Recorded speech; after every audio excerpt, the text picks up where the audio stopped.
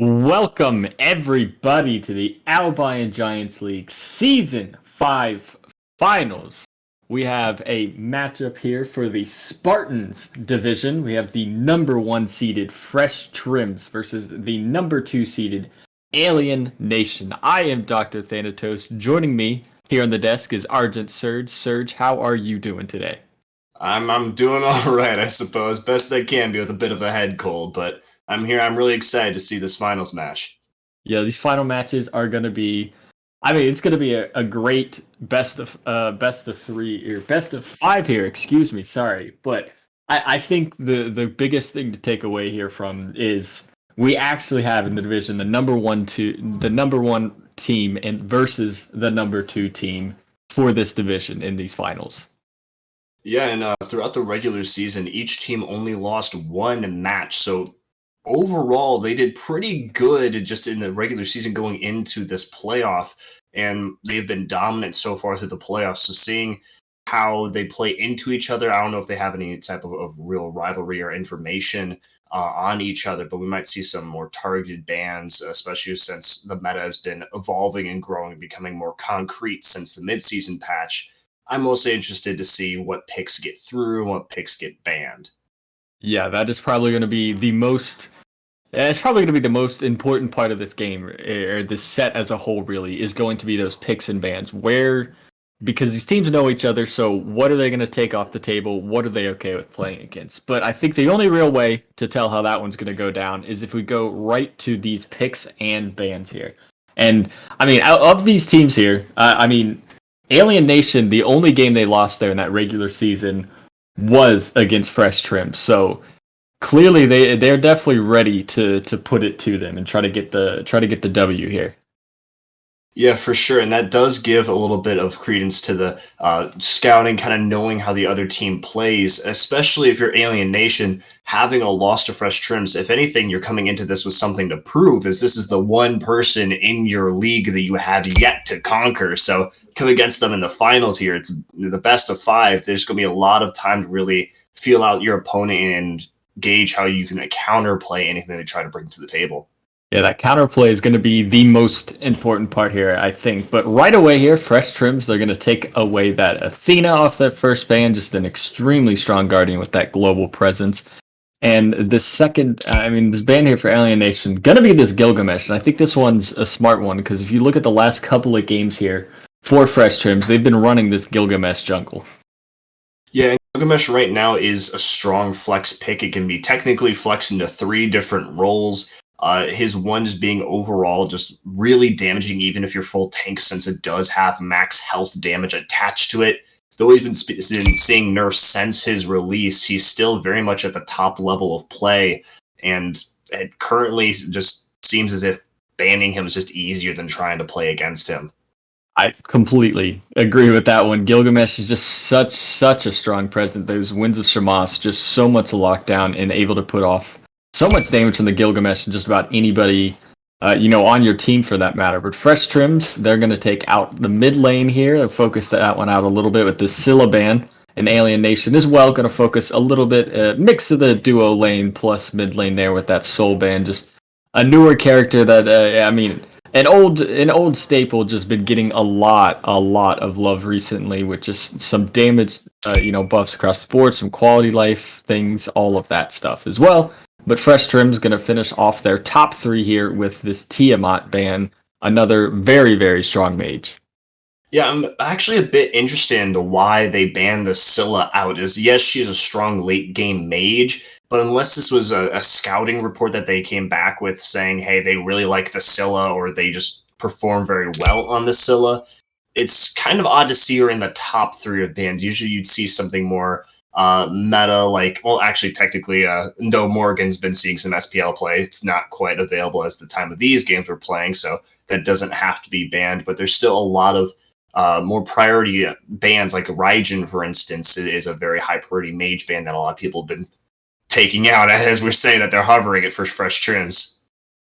Yeah, Raijin there just being just a nuisance at all stages of the game. Early, he pretty much has one of the best clears in the entire game, so you're gonna love that. And then late game, his damage is unmatched, so you can't really hate on that one. So maybe that was their goal there all along. Take away a mage that could try to, match that late game pressure that Raijin can bring. So get that off the table and then quickly grab that Raijin. And I've been casting some of those other collegiate games as Raijin here. It's been such a high tier pick, it seems like, just across the board.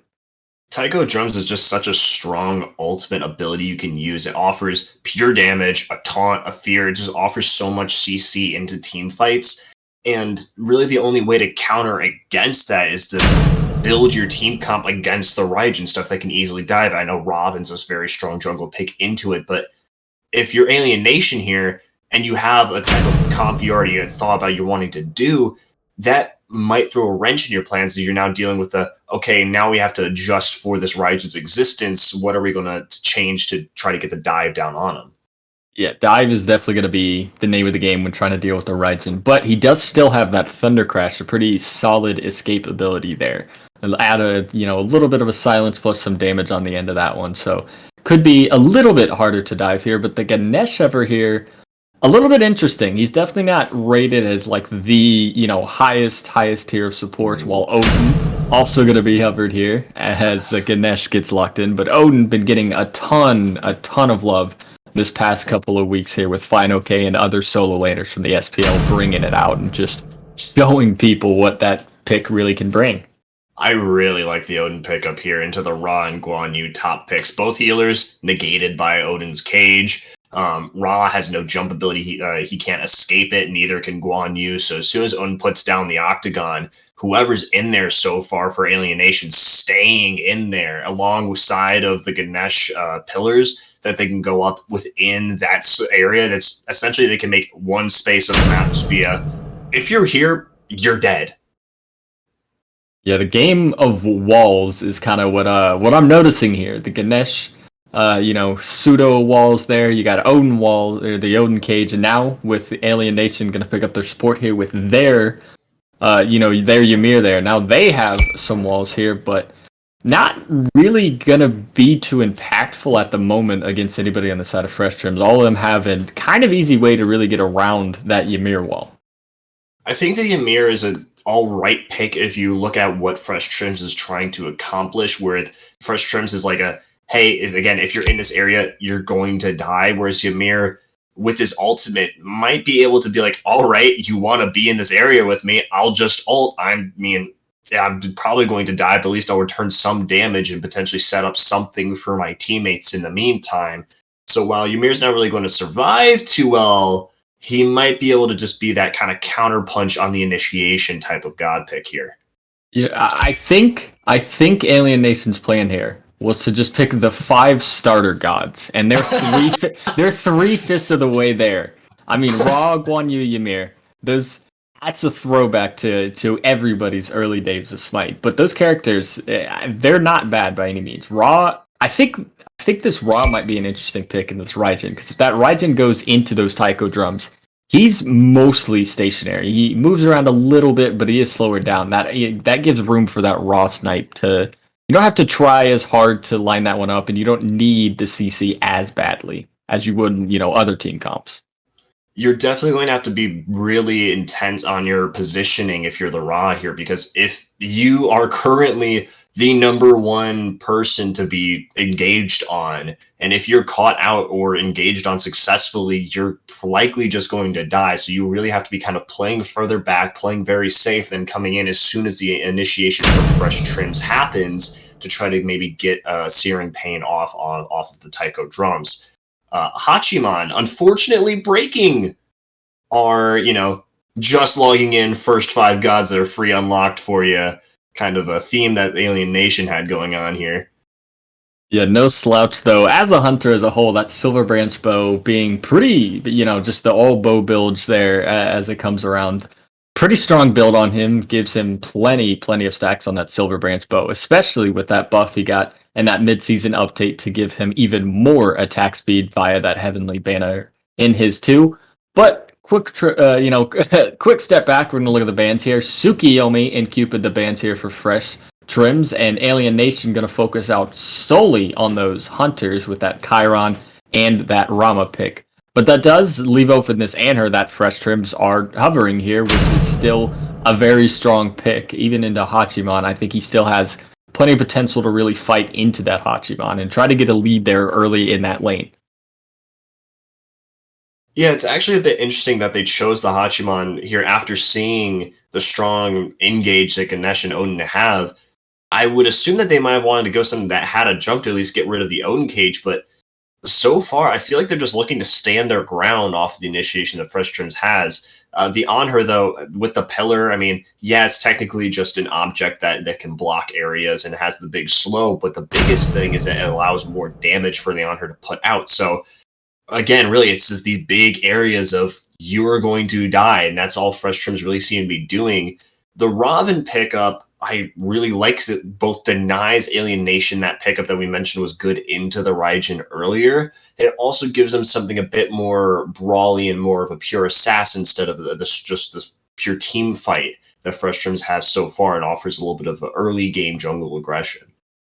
Taking away a jungle there is something you're not going to hate on, especially if it's an early game pick like Raven, because that Raven Raijin combo could probably go early and really, get on top of this Raw and not let him get much farm off early on. I mean, you could literally straight away at level 2 hit a gank on that Raw, and he's going to be in an awkward position.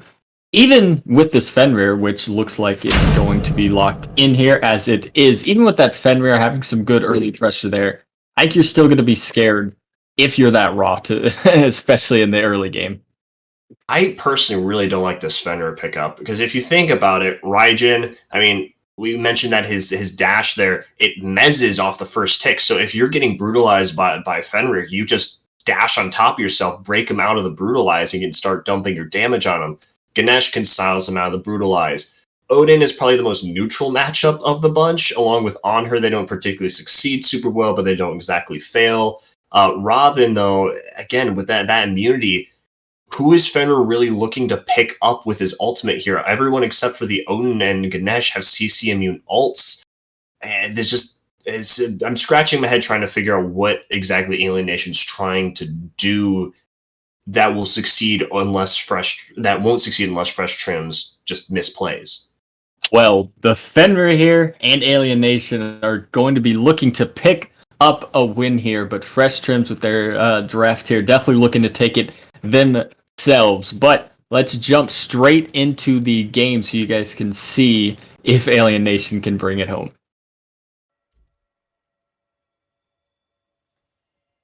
Thank you to Thanatos and Surge on the desk. Very excited to get into this best of 5 Spartans finals. And looks like we're just going to hop right into it. I'm Bray GG, joined alongside Kaizo. And we got a pretty interesting set coming up here. Yeah, we do, and we just saw Anher wandering a little bit too close to what was a 5-man grouping from Alienation, but luckily they didn't seem privy to the fact that he was invading into their jungle to get that ward down. But a whole lot to talk about going into this one. I mean, they talked about it on the desk a lot. We almost had the classic starting 5 gods for Alienation, but they did end up divvying away from there and going for this Hachiman and this Guan Yu, which, against the Odin, it's kind of almost like the new age versus the old age, where Guan Yu used to be, the titan of the solo lane, but Odin kind of sneaking his way into the meta and getting a lot more favor from a lot of these teams. Oh, yeah, no, I absolutely agree with you there. And I mean, even with this matchup, as soon as Odin's going to be able to get those Ring of Spears, it kind of just feels like if Guan Yu pops his ult at the same time, that horse is going to be stuck in a cage. There's not a lot for him to do. So, I mean, I really do like this Odin pick here in the solo lane. And they've also both opted for different starts that we've seen so far here in the solo lane as well.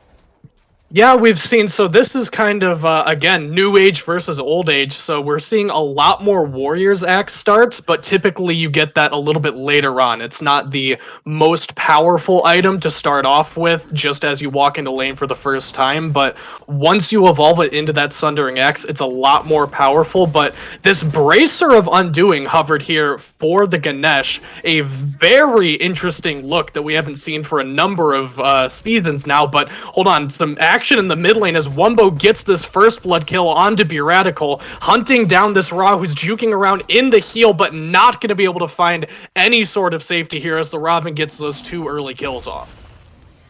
Yeah, and kind of what we were talking about earlier is some pressure being put on the duo lane here with that on her Ganesha, but at the time, Fenrir was looking to use that Brutalize while Raijin didn't really have his dash available. Right. Obviously, Ravana being able to easily turn around that fight and pick up 2. This is looking like a good start here for Fresh Shrimp. Yeah, and with a character like Raven, where you really start to feel like you fall off going into the mid into late stages of the game, you need to get something going early. We see a lot of this from Scary D has been liking this pick a lot in the SPL, where you need to get something underneath you in order to feel like you really do something on this pick. But once you do, you really feel like you can just fight whoever's in front of you. And it has that great matchup into the Fenrir where you get the double CC immunity into the Ragnarok. So I do like the pickup here, and also very good at locking down an immobile target like this Ra, and we saw a little bit of that in the mid lane there. So 2-0 start for Wumbo 57. Fresh Trims in a very good spot here to start rolling things into some buff invades. I want to see a little bit of pressure lended to this map, but they're going to have to do something in the duo lane here first. Speaking of the duo lane, looked like Ymir was going to try and get a little bit of action in on that XP buff, but instead going to fall back to their purple buff here. Fenrir looking to go around the side, tries to get the jump onto the Raijin, unfortunately gonna miss and try and take a fight with this Ravana. The Ragnarok being used, Ravana using Mystic Rush, and is gonna be able to finish off that kill. Ra gonna be able to come over and pick it up with the auto attacks there. But I mean, this kind of just shows that this Ravana able to kill this Fenrir right now, and the jungle diff is real right now. Yeah, but even as you say that, I mean, if you're already this far down on this Raven, then trading out a kill 1-for-1, passing that one over to Scarabax on the Ra, you are totally happy for that if you're Buratical, because he's worth a lot more gold than you. He had this full Jotun's Wrath during that fight, and Buratical only had that Morningstar T1. So that should have been a losing fight for the side of Alien Nation, but being able to pull that one away and trade that out 1-for-1 is actually pretty big for them, because that could have been a snowball.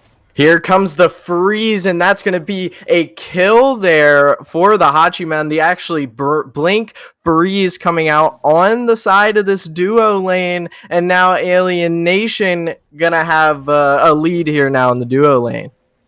Yeah, they do manage to pull that gold lead a little bit in their favor, but this is pretty much wave to wave. We're talking less than 50 gold at this point. But when you're against something like this Raven and this Raijin that is capable of fighting so hard, so well in this mid 3v3 early on, you are totally happy to shift the focus over to these duo lanes. And Hachiman into Anhur is a very volatile matchup, just because both of these characters very good at boxing 1v1 into one another, and then once you get these junglers involved, it is like just pouring baking soda into a volcano when you're in middle school. This is a science experiment waiting to go wrong for one of these teams, and Rain Senpai with this 1-0 lead has this Ichaival finish, so a little bit more boxing potential for him, has a lot of potential to start running this dual lane side of the map. Yeah, absolutely. And I mean, speaking of that Ichaival, that's kind of been the main option that ADCs have really been looking at since even the start of the season. Let me hold that thought really quick. Fenrir looking to try and see if he could pick up a blue buff for himself. Unfortunately, not able to, but Ravana putting a little bit of attention towards this Gold Fury, and it looks like the Gold Scorpion's on their mind, but Fenrir has a Raijin on his mind, and he's going to pick up a free kill in the jungle right there.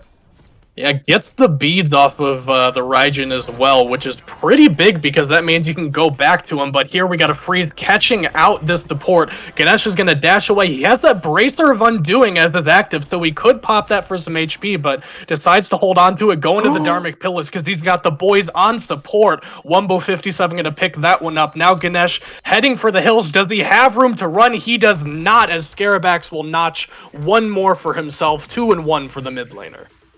Yeah, I was a little scared there that Ganesha was going to be able to make it out, but Ra going to, come around, make sure that he gets a finishing hit off there. 2 stacks on his Karen's coin now, which is an item that has been meta for a while, but after some nerfs, a lot of people didn't think it was going to be exactly the option, but I think it is going to help this Ra a lot with that extra movement speed.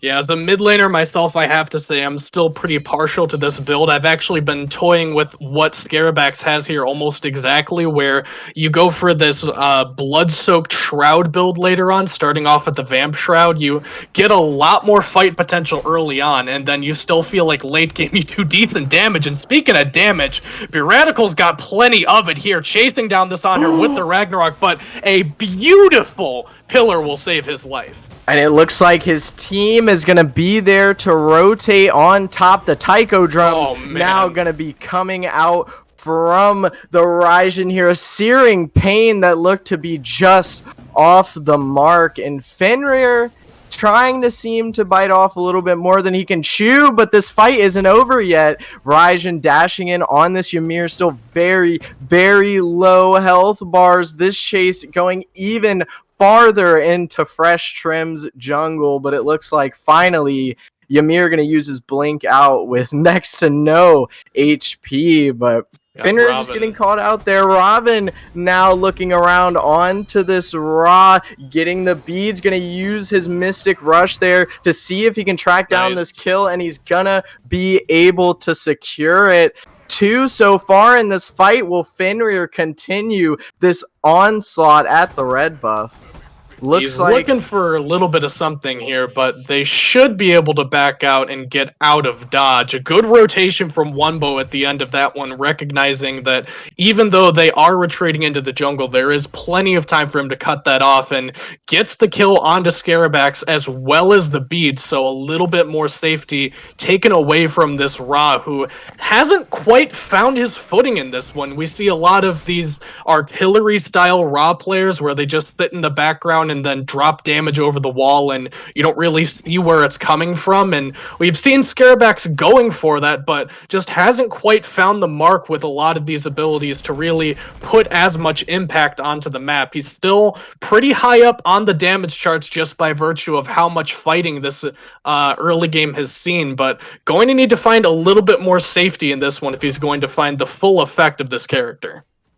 Yeah, I absolutely agree. And I mean, even with some of those abilities, I feel like he has the Fenrir, he has the Ymir, he has those options to set up the Searing Pain, but Fenrir looking into the Fresh Trim's jungle again. Ravana going to be able to chase him out, but the Guan Yu ult going to come out, unfortunately. Ravana going to be able to use his immunity there. But like you were saying, there are picks that are going to help set up this Ra on the Searing Pain. I think that there is just going to need to be a little bit more communication before, we start to see those land.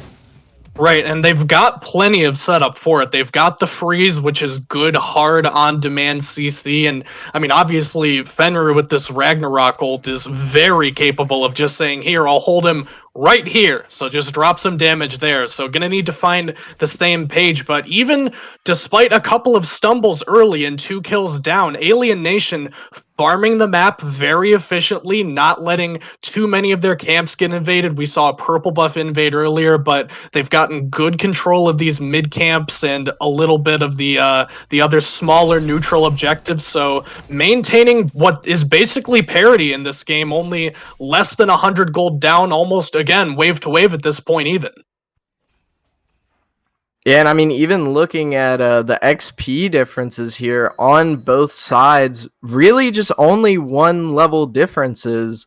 Being whether that's on the side of Alien Nation or Fresh Trims. However, Raijin gonna be caught out there. Even the beads being used, but Ymir, Fenrir doing a lot of damage there. Both ults having to be used by the duo laners on her, looking like he was winning in that fight. But unfortunate to see Raijin get caught out in his jungle there.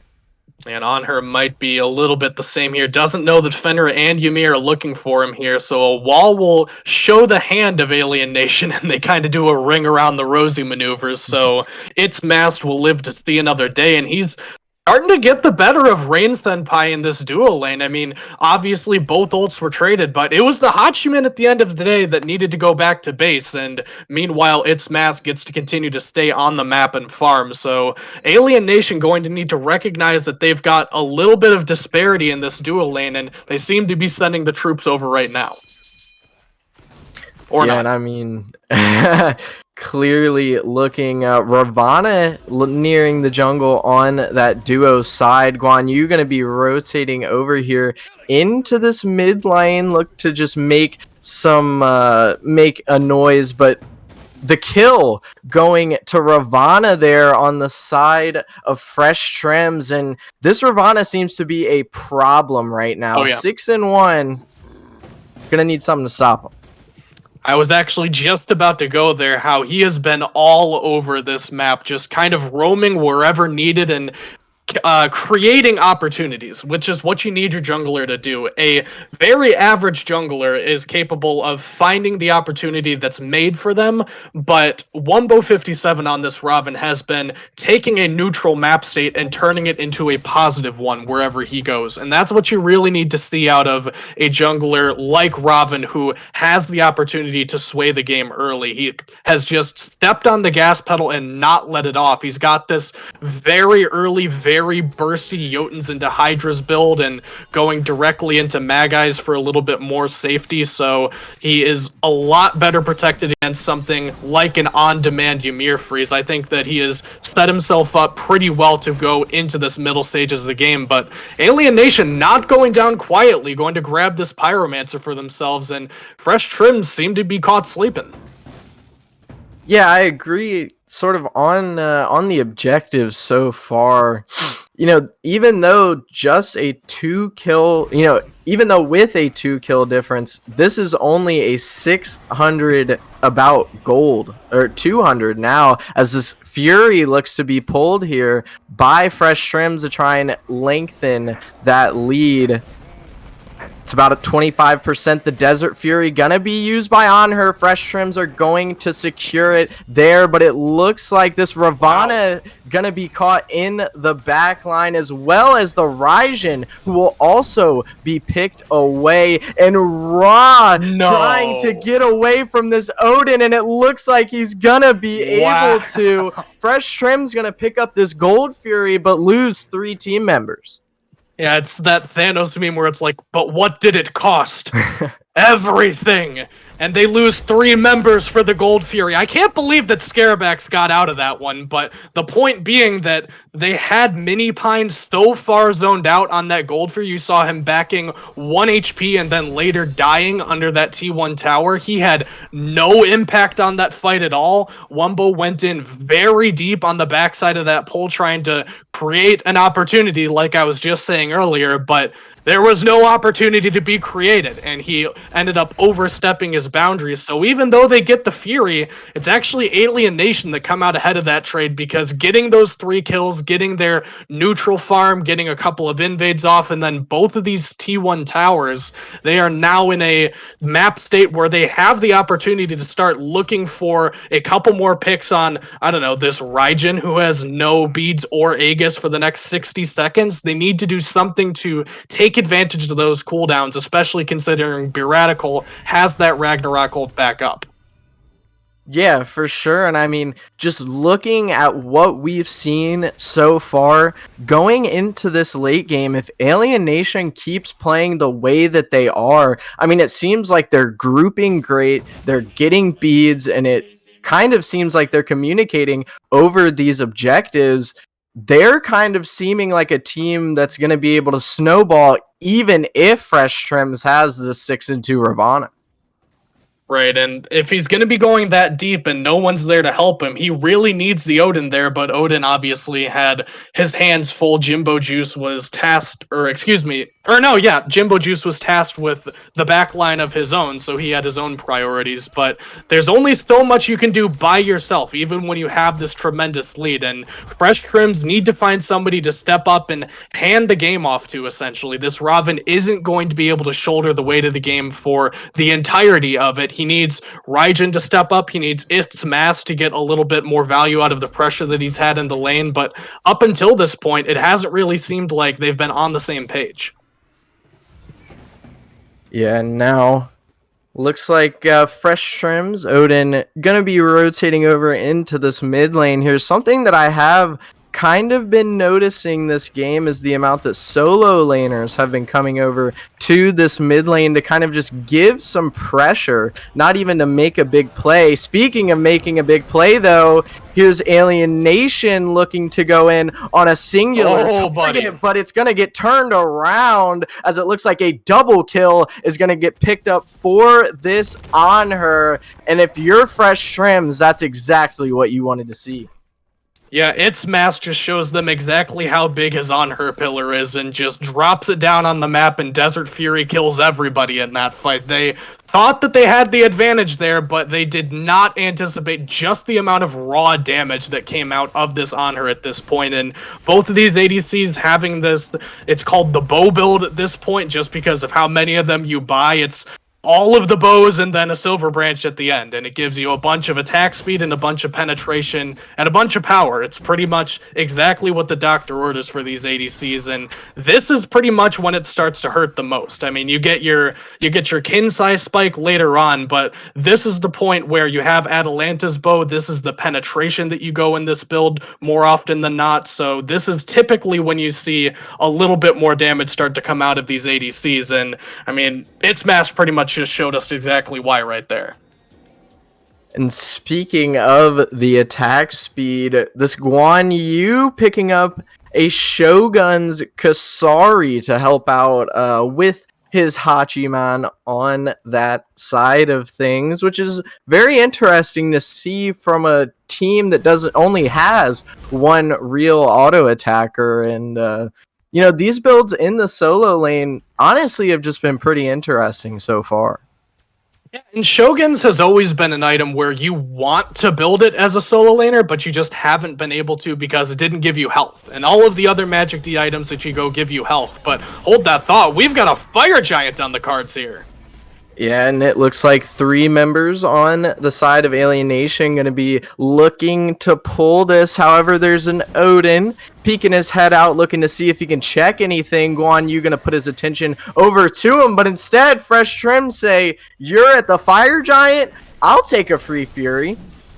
Yeah, and Beer Radical needs to find the Odin with the Ragnarok ult there, but instead it's going to give them ample time to rotate over. Alien Nation get the Pyro, but now the Cavalry has arrived from Fresh Trims. The Inch Gauge goes down, Cage comes out, Raijin ult dropping the damage over the top. It's going to be Jimbo Juice that gets the first one of this one. Ganesh dancing around in the box, trying to find a way out, and as there goes a Ra ult straight through the middle of the team fight. Ra putting out big damage in this one, and that should dissuade Fresh Trims from fighting anymore. Yeah, and it looks like they're going to be falling back here a bit into their jungle. Alien Nation trying to step on their back foot, but it looks like on her coming around the side, he could have a sneaky, cheeky gank here as the Fire Giant going to be started here for Alien Nation, including a Frenzy going to be popped. Ymir blinking in to look to zone. However, this fire is not close at all to being done. Cavalry charge coming in on to the on her, but Ravana gonna pick up a kill on to this Hachi in the back. Ymir with a great wall there, blocking off 2 members of Fresh Trims, but it's simply not gonna be enough. Wumbo gonna pick up a double kill here. Mass picking up 1 on this Guan Yu, and it looks like this Fire Giant is going to be pulled by Fresh Trims here. Little scary though with Ra Fenrir still on the board, but Odin seems to have him under control. Fresh Trims picking up that fire. Yeah, Ra uses the beads and gets a little help from Fenrir here, but I don't know if you really want to stick around this one, buddy. Fenrir jumps over the wall, and very low health bars for the side of Fresh Trims, but they don't need any more than they've got to take down Beer Radical, and what a great zoning job from Jimbo Juice there. Granted, you know, it's not hard to press 4 and put the Ra in a cage, but you have to do it there when he's got the Searing Pain available, so all of the precautionary measures taken, and Alien Nation just, it feels like a little bit too hasty with that pull. They pop the frenzy and then immediately Fresh Trims step up and contest, and it's almost like they weren't expecting it because the response that they gave felt a little bit scattered. I mean, you had Rain Senpai in the background. Wumbo got an isolated 1v1 with him, and Aegis isn't going to save the life of Hachi there. They need to be more coordinated in these team fights, and if you're going to make a big objective call like frenzying for a Fire Giant, you have to have a more orchestrated game plan than what Alien Nation put on there. Yeah, and I mean, just that mistake alone, looking at these graphs here, about 12,000 in XP, 8,000 in gold, and that's only going to get farther apart. Just looking at the way Fresh Trims is playing here, Ravana and on her. Ravana looking to check out the Alien Nation jungle, maybe not too much going on there, but this is a very big lead, and now Ravana kind of just feels like he's able to do what he wants with 3 people at their red buff. Yeah, and I may have been too hasty myself in saying that Raven can't solo carry this game. I mean, granted, the big boy numbers are coming out of Mini Pine on the damage charts. You can see him there sitting comfortably at the top there, the opposing mid laner just a little bit underneath him, but it really is Wumbo that's taking down all of these last hits and really showing up on the board here, just hunting down these targets and getting these good isolated 1v1s. And now the Phoenix Siege begins. The ring is going to be dropped down from Odin. Fenrir using his Ragnarok in the back here, but Jimbo Juice going to be able to pick up a kill on the Ra here. Mini Pine picking up 1. Both of the backliners are now dead on the side of Alien Nation, and that is a triple kill here for the Ryzen. Can he get the Quadra? No, stolen by the Onher, but hey, even better, they're going to pick up a Titan here. Yeah, not a bad consolation prize if you can't get the pentakill, but, I mean, didn't Jimbo Juice just make Odin look like a top pick there? He just goes in, puts everybody in a cage and says, all right, fill the cage with damage and they die. And then Fresh Trims go, all right, well, we'll do that then. And then literally everyone died in the cage. You can't get away with not going Phantom against an Odin when you've got so many members that get trapped in. I mean, like you talked about earlier, you've got Hachiman that gets trapped in. You've got Guan Yu, Ra, Ymir. Only this Fenrir capable of getting out of that cage. So if Jimbo Juice gets that big blink ult under the Phoenix, there is nowhere that they can run that is any safer than just death itself. Yeah, absolutely. And just to end off this game 1 here, Fresh Trims taking the first game of this best of 5 set. And we're going to go ahead and send this one back to the desk to take a look at it. Thank you, Bray and Kaizo, for that cast. And I mean, Fresh Trims went bananas there in game one. They had a little bit of struggles here and there, but generally speaking, they kind of just killed it throughout the entirety of that game, it feels like. Yeah, definitely for sure. And I feel like sorry, my bad. Alien Nation really needed to try to find a way to slow down the match. At every moment, it felt as if they were in a rush to do something. They were in a rush to push a encounter and engagement. They were in a rush to try to force a fight when there needed to not be one. A best example of that is after Fresh Trims got the Oni Fury while Alien Nation was dancing around the Fire Giant.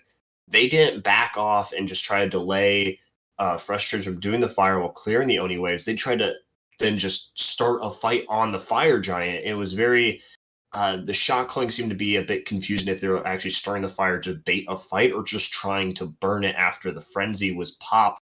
And overall, it just seemed very messy from Alien Nation, very clinical from Fresh Trims. Very, very awkward fight just across the board there. I mean, you pointed out those Oni minions. Once Fresh Trims took that Oni Fury, they had the perfect opportunity for themselves to fight, and they pushed up on that left lane so hard via just those Oni minions alone. Took that Phoenix to about half HP right off of that one, and then on top of that, then Fresh Trims get the Fire Giant and just clean the game up from there. So again, extremely well done there by Fresh Trims, but I think we're just going to hop right into game number 2 here. But, I mean, I'm curious, do you think there's anything specifically that that Alien Nation need to just get off the board right away, or do you think, like, picks and bans weren't necessarily the issue in that game? I mean, honestly, I think Raijin's just a solid ban to take off. He did insane amount of damage last game, for the most part because he was essentially able to free cast in every fight. If you're Alien Nation, you either need to adjust the style of comp you're going for, or you just need to ban out Raijin. I think the latter is a lot easier to do than the former. Definitely easier to just ban a pick than to completely rethink everything you've been doing. But I also want to touch on B Radical there on that Fenrir, because it really felt like he was struggling throughout the entirety of that game. And I don't know if that was more into just the fact that Wombo there was able to get an early start there with that Ravana, or if that was more of just, again, that team comp from Fresh Trims really just a bad pick into that team comp. Well, I think it's a mixture of both. Currently, with how a lot of the ability-based junglers function in the current meta, if you're building damage and not tank, is whoever gets a lead snowballs that lead. And if you're down, you're going to really struggle to make any impact whatsoever just based on how fast-paced the meta currently is with how damage ramps up. So if you're not able to stay ahead of that curve from the mid lane and ADCs who get their power spikes so much earlier, you're going to fall off so fast that you're not going to feel like you can make any impact. So I think that's maybe something they look away from this game. Yeah, well, speaking of things that don't fall off, actually, the bans here, the Gilgamesh and Loki double what seems like, more specifically, jungle bans here on the side of Alien Nation. Well, Fresh Trims here looks like they're going pretty much exactly the same as I had last time. The Athena ban right away, and then the Tiamat to follow that one up. So it's interesting to see where Alien Nation go here. If they do go to try to, take away that Raijin via bans or picks here, but with their last ban here, where do you think they should be putting their attention? Just a strong god, or should it be something from that last game? I think it needs to just be something taken off the table from the last game. Don't let them take it again, especially if it's the Raijin. Try to get rid of that. If you are, to be fair as well, if you're Alien Nation, the person that was the strongest for their team was the Raven early game. That really just amplified and accelerated all the pressure they were able to get. But currently, that's a bit of an interesting ban here with the Wheelix at the moment. That seems definitely a strange top 3 ban to me, at least. Yeah, Scylla's not something you're typically going to ban right off that top 3. Usually, it's going to be in that second half of your ban solely because of Wheelix. She can't just solo carry on her own. It really requires some extra setup from the team. And even with her ridiculously, or strong early game, and even if you're a really, really good Awilix player, and you can get that, transfer that early game pressure into late game potential, it's still just really, really hard to do that. But they must have a game plan behind that, and I think their game plan was they wanted this Odin right away and didn't want it to get countered at all. But again, Fresh Trims here, exact same top 3 in the Athena, Tiamat, and Scylla bands, no changes whatsoever. So they seem to not really be caring about what Alien Nation are going to be trying to, adjust this time around. This seems almost counterintuitive to ban the Awilix just to top pick the Odin, because the main thing with Odin is, unless they're trying to kill the walls or willing to fight in the cage, they're trying to jump out of it, was just easy setup bait for Awilix. So banning that, I mean, sure, Odin has the jump that can get pulled by the Awilix, but assuming this is likely a solo pick, that will just be bringing somebody who already wants to be in the middle of your team into your team. So I just think that's a very strange ban to then pick Odin into. I'm really excited about this Bacchus lock, though, because that is a god we don't see too often, and then I'm just excited to see him. Yeah, Bacchus probably one of, if not the tankiest Guardians in the game there, with that chug there from via his one. Just so much protections, and it just... every aspect of his kit just feels like, oh, you were trying to kill me? Actually, we're not going to do that. So, of Bacchus, not a popular pick, especially at the moment, but it is something with a ton of damage potential in its own right, and can get out of this Odin cage, which is something to note. But on top of that, with that Odin first pick for Alien Nation, it left that Raijin open, and Fresh Trims instantly grabbed that one back up. Clearly, they felt like they were going bananas, so they said, I'm going to go right back to that Donkey Kong Raijin skin. That is a good point on the Raijin, but I'm more just excited about the pure pick, the god choices that Alien Nation has chosen so far. The Odin is, we saw it last game.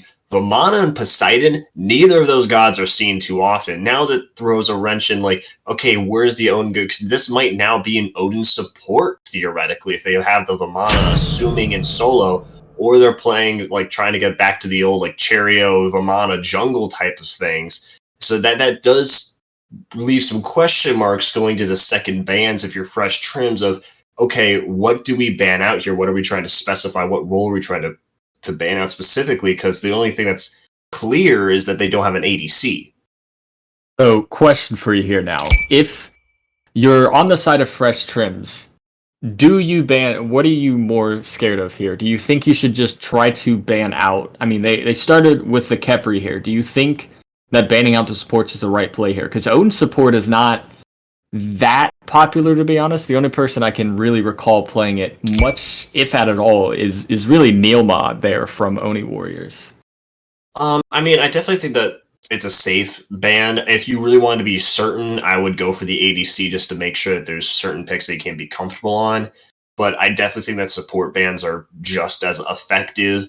I don't think it's going to be an Odin support. It's likely going to be probably an Odin jungle Vamana solo, as we see Fafnir also being banned by Fresh Trims. So yeah, I mean, it's definitely a solid idea to just get rid of some of the top tier Guardians, or just Guardians you don't want to play against, just to make sure that even if this is an Odin support, you still potentially have, like, it gets rid of that potential for them to flex it. Even if, because if you think about it that way, with a Khepri, a Khepri res behind of a Mana and an Odin who's just going to be running straight at your backline, that's scary no matter, how, no matter where the Odin Vamana goes. So I'm now seeing the ways that I was wrong there, and seeing that these support bans definitely were the way to go here. But Alien Nation, they're going to finish off their bans here with that Chiron and that Ravana, not wanting to let Wombo run that Ravana back. But that lets Fresh Trims here pick up this Hun Bats, which again, not a pick you see too terribly often, but that CC as a whole, just the second you hit 5, you should be getting a kill. They're doubling down on the monkey business if they run that DK Raijin skin back.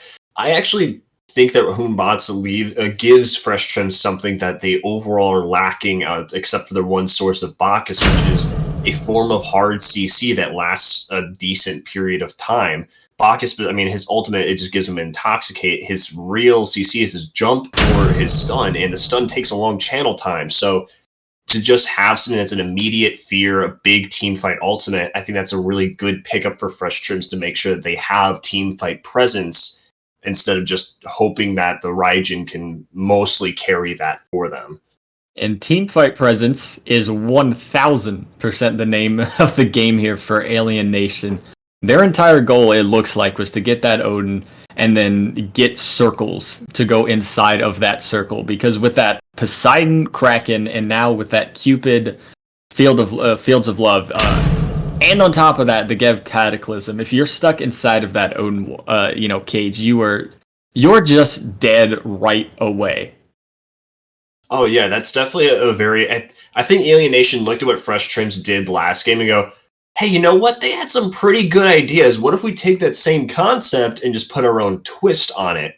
I am a bit concerned about the get pickup, though. I know it's been played a decent amount recently, but I haven't really seen it specifically succeed anywhere. It feels as if just aggressive supports are currently just the better ones at the moment in the current meta, and Geb being a renowned backline, kind of very support character, leaves a lot to be desired when it comes to the aggression, unless he just gets blink and tries to blink ult at the start of fights, which then could lead to other issues like an Osiris bots raining havoc on your backline as they're screaming for a shield. Well, so with these picks here, are you going to lean towards Fresh Trims getting the 2-0 and putting it onto match point? Is that where you put your money on this one? I think if Alien Nation can play with their strengths of team fights and be together and use their resources wisely, I think that Alien Nation has the advantage. But if Fresh Trims can get a pick here or there before a fight starts, or take advantage if the Geb does go in early and go on the back line, then that might lean towards them at the late game. But at the moment, I think Alien Nation is a very strong comp. I think that they can definitely come away with a W this game. Well, let's go into game to see if Alien Nation is able to tie this one up. So Bray and Kaizo, show us this game. Thank you, Thanatos and Surge, getting back into this exciting set here on the game 2, seeing if Fresh Trims can take the 2-0, or we're going with a 1-1 on the side of Alien Nation. Definitely liking this Alien Nation comp a lot better than last game, I have to say. Yeah, I would have to agree. I mean, it's hard to go away from this Odin with how much success Fresh Trims had it in game number 1. And I will say, I like it a little bit more out of the solo lane, but even in the jungle, I mean, this pick just is so difficult to deal with. Even when you have these jumps, just forcing those escapes, giving your team's dive that much more ability to just get to the back line and have them have nothing to do about it. It's very, very difficult for them to really take an option other than just die. Yeah, and looking at the solo lane matchup here, it's something that we've kind of seen come a little bit more along while the meta has developed with this new mid-season patch. 2 auto attack characters in the solo lane, not something we were used to seeing last meta, but now it's pretty normal. Yeah, it is normal. The Osiris, that is. But this Vahman is a bit of a head scratcher for me. I mean, they did change Sunder, so it's not quite as incredibly impactful as it used to be when you go into Vominal, but you still have Cursed Ankh that you have to deal with. You still have just general anti-heal that you have to deal with. It does get a little bit easier when you have this pseudo frontline jungler in the Odin to help you dive, but it's gonna be a lot of attention on Strength of Dragon every single time that he presses that 4 key. Yeah, absolutely. Especially with an Osiris ult, that Lord of the Afterlife is very easily just going to take away 100% of the healing that Vamana is even able to do in that ultimate. So, yeah, that pick is definitely a head scratcher now that you've kind of looked through it. But in the ADC role, definitely two different builds here now. Yeah, we are straying away from the meta at this point, or at least one of us is. Rain Senpai sticking to this bow build that we saw in game number 1, but Mast going for what I can only assume is going to be a Death's Temper build, which, by the way, just fully slept on. Full stop. Death's Temper is an insane item. Like, I get that there are other good ADC items right now, but doing percentage increased auto attack damage is really good for an ADC. Like, you know how everybody likes crit? Do you know what crit is? It is percent increased auto attack damage. And no one seems to notice that Death's Temper has it. It is just boggling my mind that this doesn't get picked up more. Yeah, I think it was something that has always kind of been in the ideas of the ADC lane, but has never really been used as the main source of the role. So very interesting to see how he's going to take over with this Danza Burrow on the Death Toll pick here, but pretty slow first start to the game so far. Fresh Trims having a pretty good gold lead here, picking up those mid XPs, taking ahead of the XP on that side, and nothing so far except, is that a mana chalice on Odin? Yeah, it is, and I don't want to talk about it because I think I shouldn't have to explain why, but while we're on the topic of these builds, I want to mention both backliners for Alien Nation go Aegis first, and maybe would consider using an Aegis here. There's the Kraken. That's going to drop onto the Raijin, who uses that Aegis and immediately returns fire with the ult. 1 shot, 2 shot, 3, 4, all of them missing, but the percussive storm will get it done at the end of the day. So in style, he picks up that first blood. Oh, but he's gonna look to cancel out Odin's ability there with that crash. A very good play there. Fresh Trim's gonna be able to pick up that first blood onto the Raijin. The Fields of Love being dropped here in the duo lane. Cupid just giving himself a little bit of peel from the duo side of Fresh Trims here, but Bacchus refuses to give this one up. He's chasing him. Sunder! You love to see it. The Intoxicate. And what an alpha play by that Bacchus, honestly. The boy is 100% alpha, and I mean, I was gonna say, why Aegis instead of beads when beads are just so much better early on, but if Rain Senpai has Aegis, he lives that. So it's kind of, I don't know, it's like a coin toss at this point to me, because obviously you get the thought process from Fresh Trims, right? Like, both of these backliners, they don't want to die immediately to a Kraken. But at the same time, it's like, if you get Gebelted, you get Krakened anyway, and then your Aegis doesn't matter. So they're going to have to play very careful around this CC, and speaking of CC, a bunch of it going to be dropped on Biradical here. He jumps over the wall, and Jimbo Juice with the follow-up over the wall. Cage will not save you from the Osiris in that Lord of the Afterlife, who will then just walk through the walls, because he can. Yeah, and I mean, so far looking at Fresh Trim's team comp, it kind of seems like they're playing this pretty clinically. They're putting that early aggressiveness that their team comp is calling for, and they're putting it to use very well here. Yeah, and I really am interested by the build that Strength of Dragon is going for here, because this Benevolence second item after the Fighter's Mask, of course, you really start to get full value out of Benevolence around level 7 or 8, which is, wouldn't you guess it, about when he picked it up. So getting that Animosity online later on will be very big for him. And speaking of big, there's big damage onto the Raijin. Kraken not quite enough to finish him off, so Odin will jump in and then not actually be able to get that kill because it's Mast in the dual lane that gets it. There's no way that Raijin had above 40 HP. So when I saw that Cupid, when I saw the death screen, I thought that right, was the I thought Raijin. the same thing. But seems like Danzaburo right now making the ADC lane look really good. And I mean, honestly, I can say that about every role so far on the side of Fresh Trims. Just very, very solid play. Already have the Oracles on the gold, and I'm assuming that's probably where they're going to look if this game continues to go this way. Yeah, they're going to have all of the credence to do so. They do have to worry about, just by virtue of the mid lane matchup, hang on, I'll hold that thought as Poseidon caught out here, and he is not living that. I will put it very frankly. There is nothing that he can do, Scarabax. It doesn't matter what keys you push, you die there. It is 100%. Yeah, and when you're playing against a Bacchus, sometimes that's just the fate that you have to accept for yourself, that, you know, I'm going to get stunned and then I'm probably going to get drunk in here.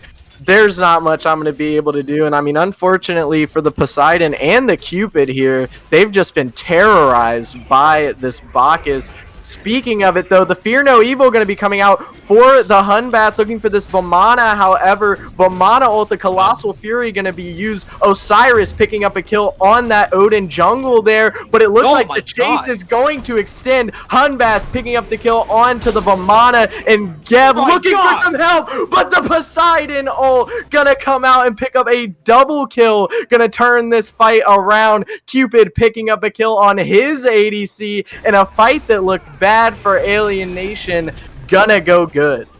Yeah, and they're still scrapping at it in this blue buff. Very low as fresh trims, but still looking for more. Bacchus sort of sacrificing himself, but also kind of trying to live here. As Mini Pine steps back up, Scarabax will take down kills direct, and then we will see Raijin exiting. But what we are in for, as Mifflin would say, a barn burner of a game here. 11 kills in 9 minutes, and you're absolutely right. I mean, that is a losing fight, hand over fist, for Alien Nation if they don't get the fattest Gabbled into Kraken I have literally ever seen in my entire life. That single-handedly saved what could have been a potentially game-losing fight for them and brought it back to even at worst for Alien Nation. Yeah, Poseidon releasing the Kraken there, picking up 3 stacks on that Karen's coin. I mean, what an absolute insane play. And I mean, I agree with you as well, quoting Mifflin there. This has become a barn burner, a game that I said around the 4-minute mark, you know, very quiet so far, picking up 11 kills in 5 minutes, not anymore. Yeah, there are barns to be burned, and we might have thought that it would be a slow burn, but it is a blazing inferno already, as these two teams are making it very well known that this Hunbats has 30% cooldown, and he intends to make as much use of it as possible. And while we've got some time, but I don't know how much, as Odin goes in here in left lane, Cage will not catch out this sneaky little raccoon who just makes his way out of that area in that leaf form, so evading certain doom as Poseidon now tries to deliver a little bit of certain doom of his own, but instead it's Vamana here looking at this Raijin. Yeah, Vamana, kind of what I mentioned earlier, these solo laners kind of just making a rotation, and it looks like Vamana now going to get in that Colossal Fury, just make his presence noticed, it seems, more than anything. Geb going to be coming around, Poseidon possibly looking for an angle for this ultimate, going around the mid, looks like a big Cataclysm coming out here from the Geb, and there's going to go the Kraken. It looked like the Aegis was popped there from the Raijin, not going to get the kill there. Huge Fields of Love, unfortunately not going to get the stun, but Hunbat's going to pick up a kill on this Vamana, and even though all those ults use, only 1 kill. Yeah, and an excellent Aegis out of Mini Pine. I mean, I was knocking the Aegis, but the boys getting value out of it, and if they're not going to punish you for not having beads, I mean, why not? And it does sort of feel like Strength of Dragon's aggression might be, I don't want to say wrong, but maybe misplaced at this stage of the game, because he just tries to outright solo Mini Pine, and that opens up this Gold Fury attempt here on the back end. Yeah, and it looks like they were more looking to bait it. However, Odin very far into the Fresh Trim's backline here, and they're not really even putting their attention towards him. He's kind of just walking around back there saying what's up to the team. And Osiris going to easily push down the solo lane while Vamana's chilling here in mid. Yeah, and as long as Fresh Trims can keep Alien Nation from doing this Gold Fear, they are in a good spot because of it. Hunbats blinks onto this Cupid. Excellent teleport there, but a great shield will save the life of Rain Senpai, and Wumbo just doesn't have the damage. There's the ult, just came back up, but doesn't find the mark, so now in the tower, jumping out is Hunbats, running for his life as he gets chased down by the entirety of Alien Nation, and it is a clown fiesta in the duo lane. And it looks like Hunbat's going to look to jump away from the Odin in that backline, but Cupid is going to pick up a kill onto the Bacchus. Odin going to finally be able to finish off that low health Hunbats even after all of the diving, but Mini Pine going to be able to get a revenge kill, and Mask going to pick up the kill onto the Cupid there. A Kraken coming in late, but he's going to take out the Raijin. And it looks like people are just rotating over and kills are happening. He's going to be hit into the Poseidon Whirlpool at his purple buff here. Poseidon and Geb Danzaburo not going to have anywhere to go. Poseidon, another great rotation. Big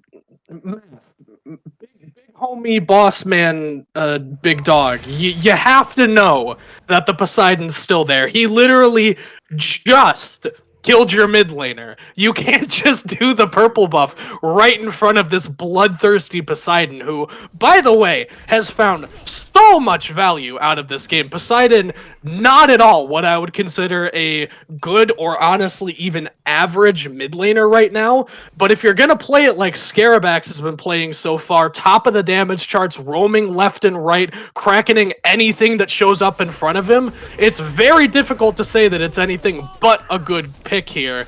And now Strength of Dragon forced into the ult, and he's got the boys coming, but it doesn't look like they're going to have anything to do over here, so instead just the cooldown forced out. Yeah, I mean, it's not like that there's a tier 1 tower for Vamana to fall to, as that was already taken while he was chilling over there in that mid lane. Also, picking up the stone cutting here, an interesting choice, but it looks like Osiris, after picking up the blue buff, is going to get a little bit of a punishment. Going to use his ultimate here to see if he's able to get out, but unfortunately the Geb coming around the backside. That's going to be a kill for the Vamana, but Fresh Shrims looking at this Gold Fury instead. Cupid going to drop the Fields of Love to see if he can get the steal. But Fresh Trim's going to be able to pick that one, while Alien Nation picking themselves up a Fire Giant. Or, yeah, and you know that the entire time that they were chasing Jimbo Juice around, he's going, do gold, do gold, do gold, do gold, do gold, do gold, do gold. And Fresh Trims, I mean, they do exactly that. They go straight to this Gold Fury. And while we've got the chance, the Strength of Dragon, first of all, the Vomit pick is interesting just by itself, but he is just, like, inventing his own build at this point. Going stone cutting, like you said, into the Magai's cloak. Not a lick, not a modicum of Magic D on this character, as we see Dan Zabarro getting methodically hunted down. He'll have to go into the rocket here, Jukes left and right, but should be okay. If Mini Pine even looks in the direction of Strength of Dragon, he dies. It is just that simple. But, I mean, so far, he hasn't even had that opportunity, because Strength of Dragon has just been walking in a straight line at Mini Pine, unpunished for the most part. These solo laners, like you said earlier, are just walking mid pretty much whenever they want to and getting not much out of it, but not getting punished for it either, because, I mean, what is there to do? Both objectives are down. You can't really group up and push for a tower because the game is close enough to even. Fresh Trims need to find an opportunity to convert this gold lead. It looks like the Danza Burrow going to be the one that Geb is going to take a little peek at here in the duo lane. However, not much going to come up from it. Fresh Trims, however, going to be the ones that want to make a little bit of noise over here in this duo lane. Alien Nation falling back to their tier tower. Bacchus is going to jump in, but the Geb shield is going to be there. It looks like the action going to be in this left-hand sided jungle for Alien Nation, but they don't necessarily want to take this fight just yet. Yeah, they dropped the Hunbat's ult, though, so there's a big cooldown down for them. Odin jumps in. That's a beautiful cage that locks in 3 members. Kraken will hit 1, so Scarabax picks up the first one of this one as Wumbo falls, and now Bacchus re-engaging on the backline. Big Intoxicate with the Raijin ult over the top, and that's going to be ample damage, but not quite enough to take anybody down yet. This Poseidon just gunning for his tier 1 tower. Both of his relics having to be used in order to get out of that situation there. Fresh Trims kind of looking to aggress on this tier 1 tower, but after the Hunbats falling, play is going to be to back off here. No Gold Fury, no Furies up though, so not too big of a loss. This is an even kill game though. Yeah, and I just can't believe that after all of those buttons got pushed, so many people slammed their forehead into their keyboard, and we get, what, 1 kill out of it? That is insane to me. But like you said, this gold gap very slowly evening up. Alien Nation clawing their way back into this one. They were down as much as about 3,000 gold, now shortening it up to about 1,000, give or take. They're in a spot where they can't really have anything done against them. I mean, if Fresh Trims group up for a fire, that's exactly where Alien Nation wants to fight. They have the biggest secure on the map in the form of Scarabax's ult, and I mean, the boy's been pulling lights out so far, so do you really want to try to pull an objective in front of him? They kind of need to find a place to fight other than on this fire giant, but I mean, we saw what happens when they fight somewhere else. They just get clapped back on, and they don't really find the value from these ults. Speaking of something to get clapped on, the scary thing for me, I think, is going to be when these ADCs decide that they're going to rotate. Yeah. Even though both of them 2 kills, seemingly pretty quiet, Donza Burrow with a 3-level lead right now. This guy's going to be scary when he's looking to rotate, and a big fight starting out here in mid. Hunbats being forced to jump out after the Geb Cataclysm. But Fresh Trims on the escape here now. Alien Nation trying to look for a lot, but Osiris, what are you doing at right camps, man?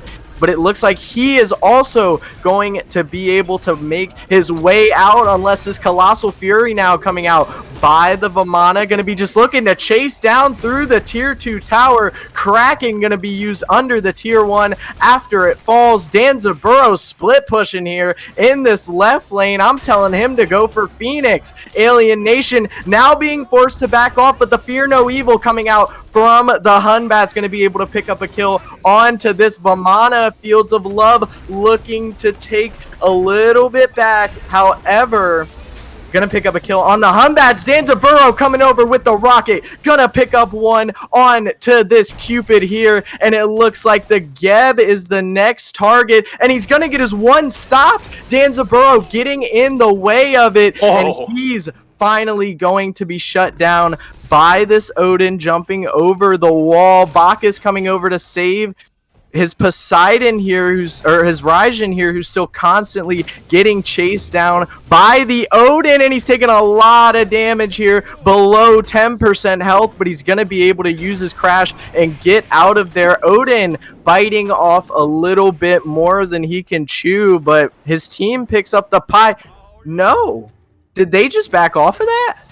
They did, and I mean, take a seat, take a drink, my guy. That was a long fight there, and I mean, for all that smoke and bluster, not very much happened. I mean, Mast was split pushing, he got the T2, and managed to, like, get some global gold, but as soon as he rotates in, the fight's over, and he just gets blown up for being too late to the fight. That was just so scattered and so chaotic that neither team could really find enough of an advantage to get to the point that they really turned the fight in their favor. It kind of felt like both teams felt the need to fight, but weren't actually getting anything out of it. And now Fresh Trims somehow, by some miracle, end up getting an even larger lead out of the most confusing, lengthy team fight I've ever seen in my entire life. And now they're grouped up around this fire giant pit. They have the opportunity to go for this. And that is what they are looking to do now. However, Alien Nation is going to be over here. Fire Giant now at about half health. Very scary situation. Fresh Trims just going to retreat. Not going to look to put all of their marbles on the Fire Giant. However, this is not what you want if you are the Danza here. Very low, and is gonna fall to that Poseidon Whirlpool there. Colossal looking to chase out this Raijin in the back. However, Bacchus gonna pick up a kill on to the Poseidon. Alien Nation now jumping in here to this fight, but Vamana left all by himself up there at the top XP. Looks like Osiris now going to be chasing down this Odin, but there's a split pushing Cupid at a Phoenix. Yeah, tell me if you've seen this one before. The ADC not involved in the team fight and split pushing for a Phoenix, and then everyone backs and stops him. I mean, kudos to Alien Nation for clawing their way through that fight without their ADC, but I mean, you don't get as much out of that fight as I feel like you could have if Rain Senpai was there. I mean, obviously, its Mast had that 3-level lead earlier on, but we're 23 minutes in. Like, at some point, you need your ADC in these fights in order to do something, and while Scarabax does end up dying in that fight, finally shut down, I want to give a small kudos to him for making the correct play and running toward the enemy side of the map, because that was the safest place. He pops the Aegis and gets to his team as a very high-level play for a mid laner to make, where you obviously want to run away from the enemy, but sometimes you got to go past him to get to wherever you're safest. Yeah, and I mean, right there, clearly, you know, it works out. No Fire Giant has yet to been taken, although tons of fights for sure have been started and thought of over this Fire Giant so far. Not yet going to be picked up, as the Fury here instead is going to look to be on everybody's eyes. Looks like the entire team is going to rotate over here except for the Vamana. The ring's going to come out. However, that's a big kill. Raijin gonna pick up his mid laner counterpart. A huge Taiko drums just down the middle of the lane. Raijin gonna pick up a double kill. Gonna pick up a triple kill. Bacchus picking up one on top of him, and it looks like this Vamana just ulting by himself, and that's gonna be a deicide for Fresh Trims. And hey, why not pick up a Fury along with it?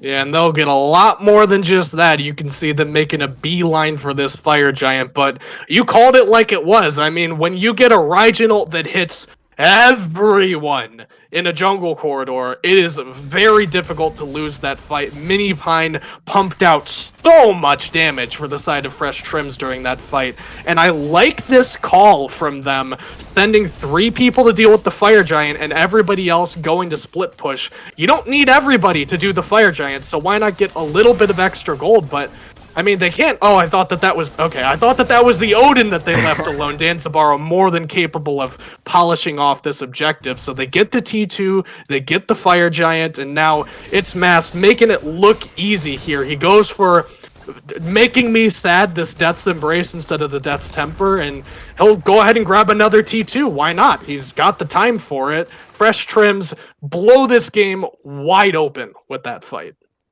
Oh, yeah, and I mean, just looking at this gold lead so far, we are over 10,000 gold at this point, and Fresh Trims just picked themselves up Fire Giant for, you know, another couple minutes. So all we can really see now, Fresh Trims definitely looking to group up. The question is, what Phoenix are they going to look after?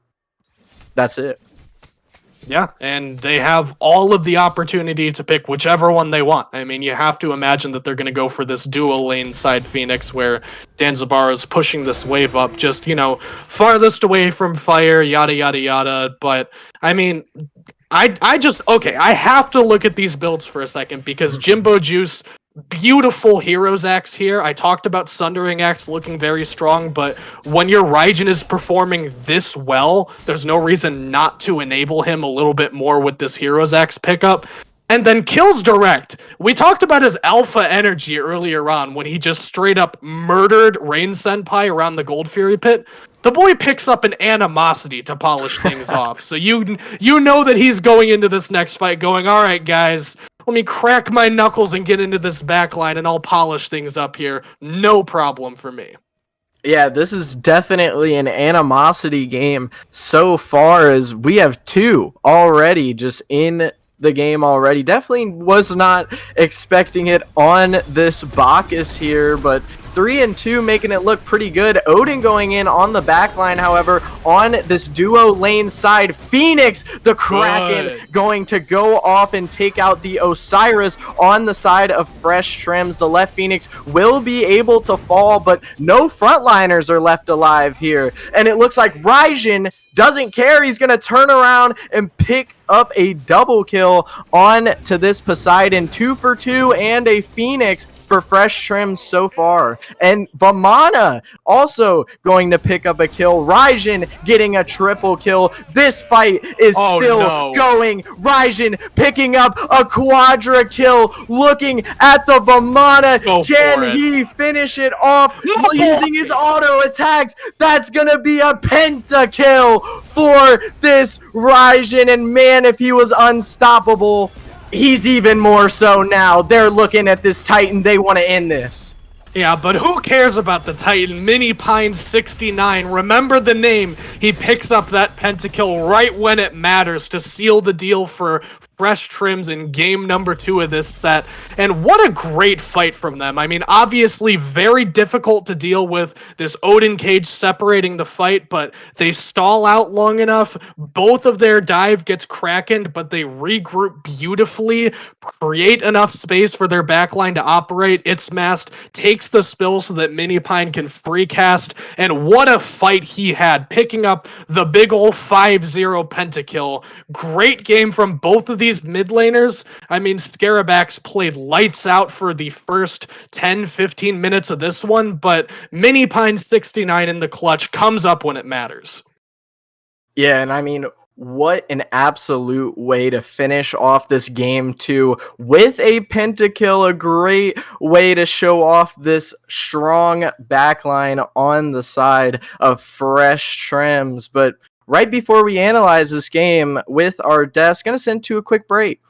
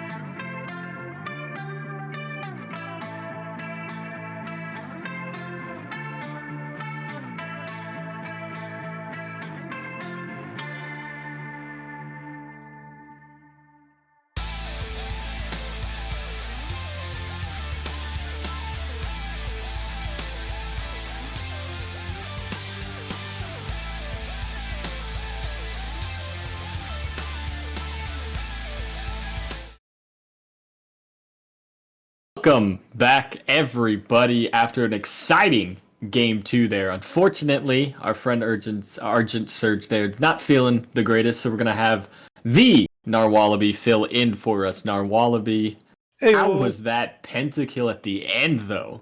yeah, that was pretty wild. I was not really expecting to see a pentakill, let alone in the grand finals for the Spartans division here. What a way to end the game, though. Off the penta, 2 people left alive for your team, but you have the minion waves pushing in, and you're able to end. So really, just a fantastic ending coming out from Fresh Trims there. Just the momentum that has to be, and just the energy that has to be coming out of Fresh Trims right now is just next level. Just getting yourself into a game, a match point right here, on top of just absolutely feeling yourself there. It is unmatched by any means, and I think this really puts Alien Nation in a difficult position. Do they take away this Raijin, or do they just try to play their game better? I think you have to take away the Raijin. I think it just did too much. I mean, we looked at Scabrix there on the Poseidon, and he was putting in a lot of work in his own rights there on the Poseidon itself. But at the end of the day, the Raijin was just doing too much in these team fights there. So I think you just got to take Mini Pine off it and tell him, hey, you got to play something else here for this game number 3. Double banana squad, or well, the double monkey squad, bringing it home there, game 2 there for Fresh Trims. But I think we should just hop right into these picks and bans for game number 3 here. Alien Nation here going to opt to get that first pick yet again, so they have the chance to pick up something important here. So I'm curious, where do you think they should just take something like that Gilgamesh that they've been banning out, like try to leave that open, or where do you think they should be putting some of their focus towards? Well, it seems like with them being first pick, they banned the Gilgamesh already in that first pick selection. So it's kind of seems like it's one of those picks that, they're maybe not as comfortable with. So I think if you're still not comfortable with it, you just ban the Gilgamesh. And like I said, I think Raijin needs to be in one of these top 3 bans, because I think if you don't, I think Fresh Trims is just going to go ahead and pick it up. And if you're on Fresh Trim sides, I don't really see anything that is really ban worthy coming out from Alien Nation just yet, other than what you've already been doing. Maybe you look at the Poseidon, but even then, a Poseidon's kind of one of those that kind of just feels bad in that first 3 ban slot. Yeah, even once you get to some of these, later games in the set, when a lot of these target bans really start coming out, even then, you still really aren't looking to ban, 2-3 picks every single time in those top 3. So it makes sense there to try to, maybe second phase, try to get that Poseidon away if, Alien Nation haven't picked their mid laner yet, but Alien Nation going right back to the good old reliable Gilgamesh ban and Fresh Trims. Exactly the same reliable Olathina ban, but this time Alien Nation are going to ban out that Raijin away, and it's about time. It almost feels like, even after just that one game, it felt like it was time to get rid of it. Yeah, really smart decision coming out from Alien Nation. And I mean, you mentioned it a little bit earlier, during the regular season, we have our best of 3 games, but it's when you get into these best of 5s when you really start to see the targeted bans coming out, mainly directed at people. Because, if this was the regular season, it would have been a quick 2-0 for Alien Nation, but now Alien Nation has another game to try to bounce back and try to find answers for it. And, taking away that Raijin, I think, is a good thing. And then Fresh Trims as well, electing to not go the Odin. I guess they didn't want to pick it up for themselves, and they didn't want Alien Nation to try to run it back, because while it didn't seem like it had the biggest impact, it had enough of an impact in a lot of these fights to warrant the ban. Impact is really, really what you're looking for in some of these, target bans. Like, they don't have to be going, they don't have to be getting pentakills there, 11s and 11 and 1 or whatever, but you're gladly going to take a ban away from somebody doing that. But even just that impact that Odin can bring with that cage, I mean, the entire, game plan there of Alien Nation that last game was get somebody in an Odin cage and just blow them up with all of my CCs. Doesn't matter, which ultimate I have up, one of them is going to be used, and it's going to really hurt the other team, simply put there. Yeah, and we see the Tiamat getting banned away again from Fresh Trims. No real surprise. They're still one of the top mages. But that does leave the Poseidon still open in case Alien Nation kind of wants to go back to that. Other top mages, the Scylla, one of the other top ones, as well as the Giannis, as they look to hover the Scylla right now, maybe thinking about locking it in. But Scylla's going to bring still a lot of that objective secure that they had there in game number 2 with the Kraken. A little bit more reliable secure, though.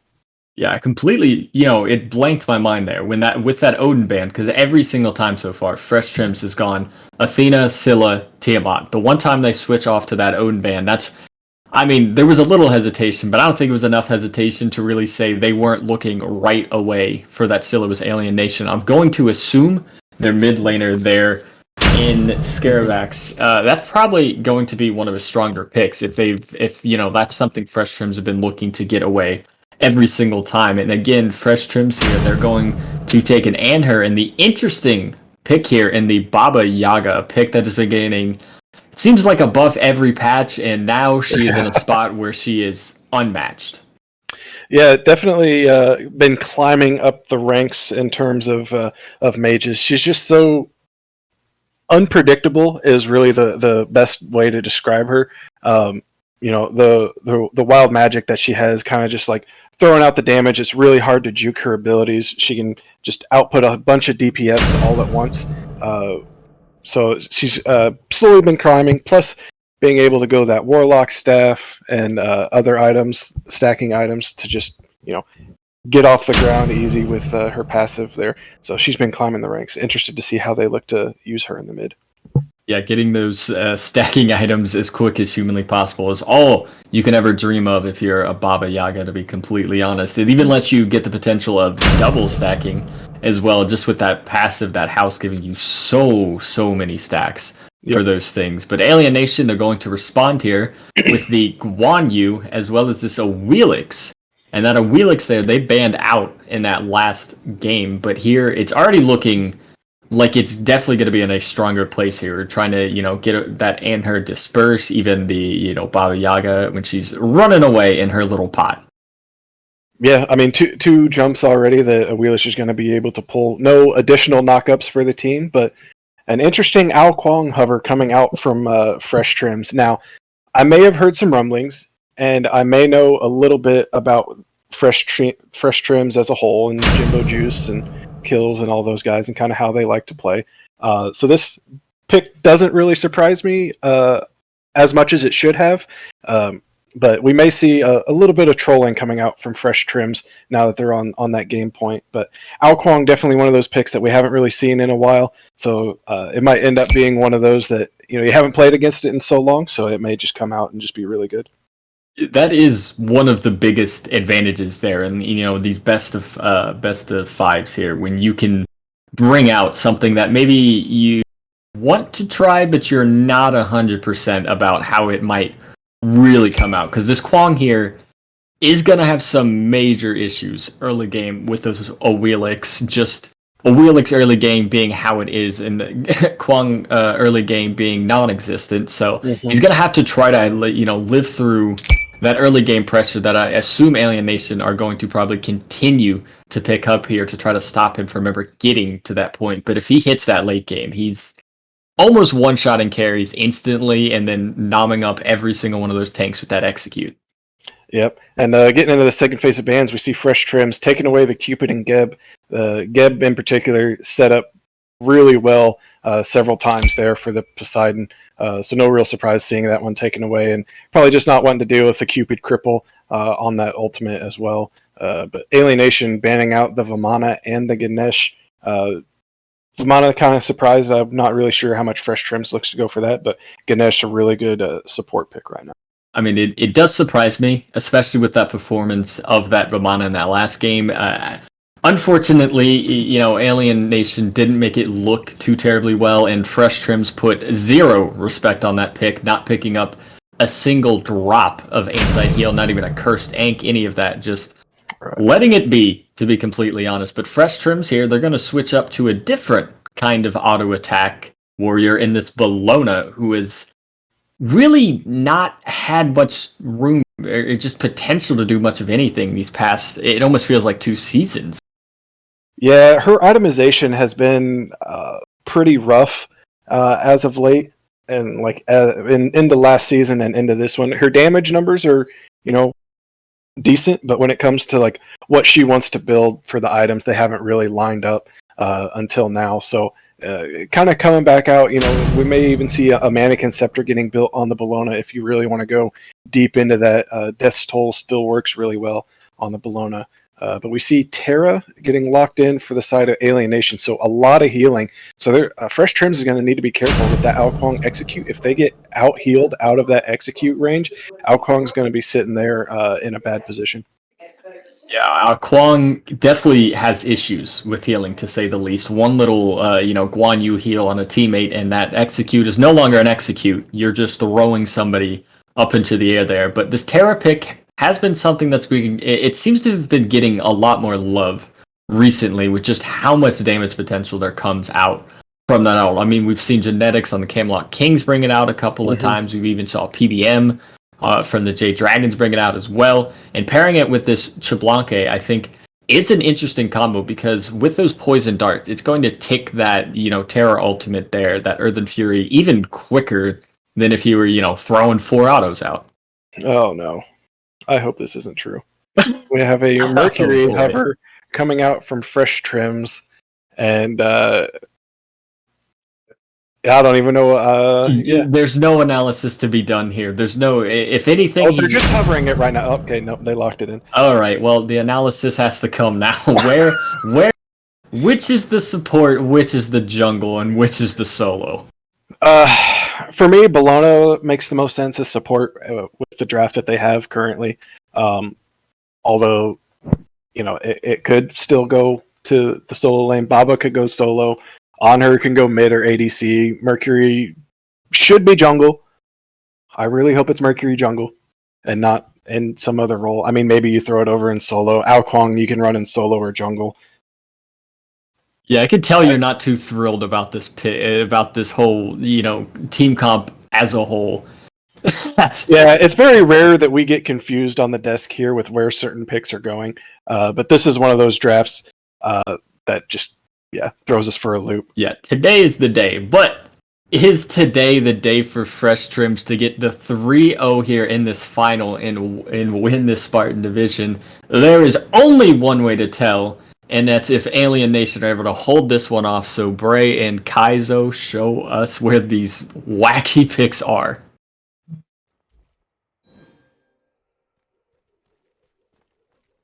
Thank you to our desk, Thanatos and Narwhal, coming into a game 3, what could be the final set or final game of the night here. Fresh Trims with the 2-0 lead, but this team comp does not look like the team that's coming in with 2-0 right now. Yeah, well, I don't like Baba Yaga. I will make that known on the front end, but I like Baba Yaga even less as a solo laner. I mean, she's fine as a mid, I guess. It's just not fun to play against because the damage just goes wherever and you can't really tell where. But as a solo laner, you don't really want it as much just because it's very squishy. It's a little bit more difficult to frontline. I mean, you get a health shield, I guess, but is it really impressing anybody? Probably not. Then you've got whatever this is in support, that guy that punches stuff. I mean, when Animosity did quadruple damage to structures for some reason, you could say, okay, maybe it's a cheese strat, but and then just talk about something, man. This is wacky. Yeah, no, for sure. And seeing the Raijin being banned after that game 2 is definitely something that I saw coming. That was a pick that gave a lot of problems for this Alien Nation team, but instead of kind of getting that luck again with a strong late game mage like that, they've decided instead to put that late game into their jungle and instead have an on her mid here as this early aggression in the duo lane gonna pick up the first blood. And the fact that he gets it on the Mercury support, I don't even know if it's good. Like, you want your Mercury to get ahead, but do you want your support to be getting that kill? It's a pretty big question as Tara looks to turn things around here. Has some help coming from the rest of the squad. Willis will put some decent damage out, but that is a Bologna ADC and is kind of starting to swing back a little bit here. Scylla jumps in and is a little overextended at this point as now Wumbo57 gets a second kill for the boys on Fresh Trims. Be Radical will claw one back here and take down its mast on this Bologna. So at the end of the day, 2 for 1. Not the worst in the world. If you're Alien Nation, you at least get something out of it. And it goes on to the Awilish, who is definitely going to be a vital member of this team and is actually looking for a little bit more here. Unfortunately, no ult available to pull the on her off that jump. But I don't know where to start if you're Alien Nation for how you bite into this team. It's kind of like it's a burger that's just a little bit too big for you to hold and you can't like quite get your mouth all the way around it. Everything looks good for something to exploit, but where do you start? And what if it all falls out the sides? Yeah, that is really the question on what is going to happen with this Fresh Trims team. I mean, even during that last team fight, we saw the members of Alien Nation, we saw that Awilix and that Scylla coming over onto just the duo lane of Fresh Trims. So that was a 3v2. And honestly, just trading out 1 for 1 in that interaction is kind of a feels bad here for Alien Nation, but definitely this game has definitely not swayed in any direction so far, especially considering the team comps that we're looking at. And I mean, Bologna going over under tower is definitely going to get her killed there. Yeah, well, I mean, a 1,500 gold lead for Fresh Trims at the end of that might disagree with you, but we are approaching the territory of does this team even function to begin with, much less with the lead? Hold that thought as a Willish looking for a gank here. Gets the pull onto Baba Yaga, who uses beads and the ult to try to live through it. Willish jumps back in during that house form, and CC immunity will keep her alive even through the thunder. So a 1-on-3 Jimbo Juice barely scrapes out of that by the skin of his teeth.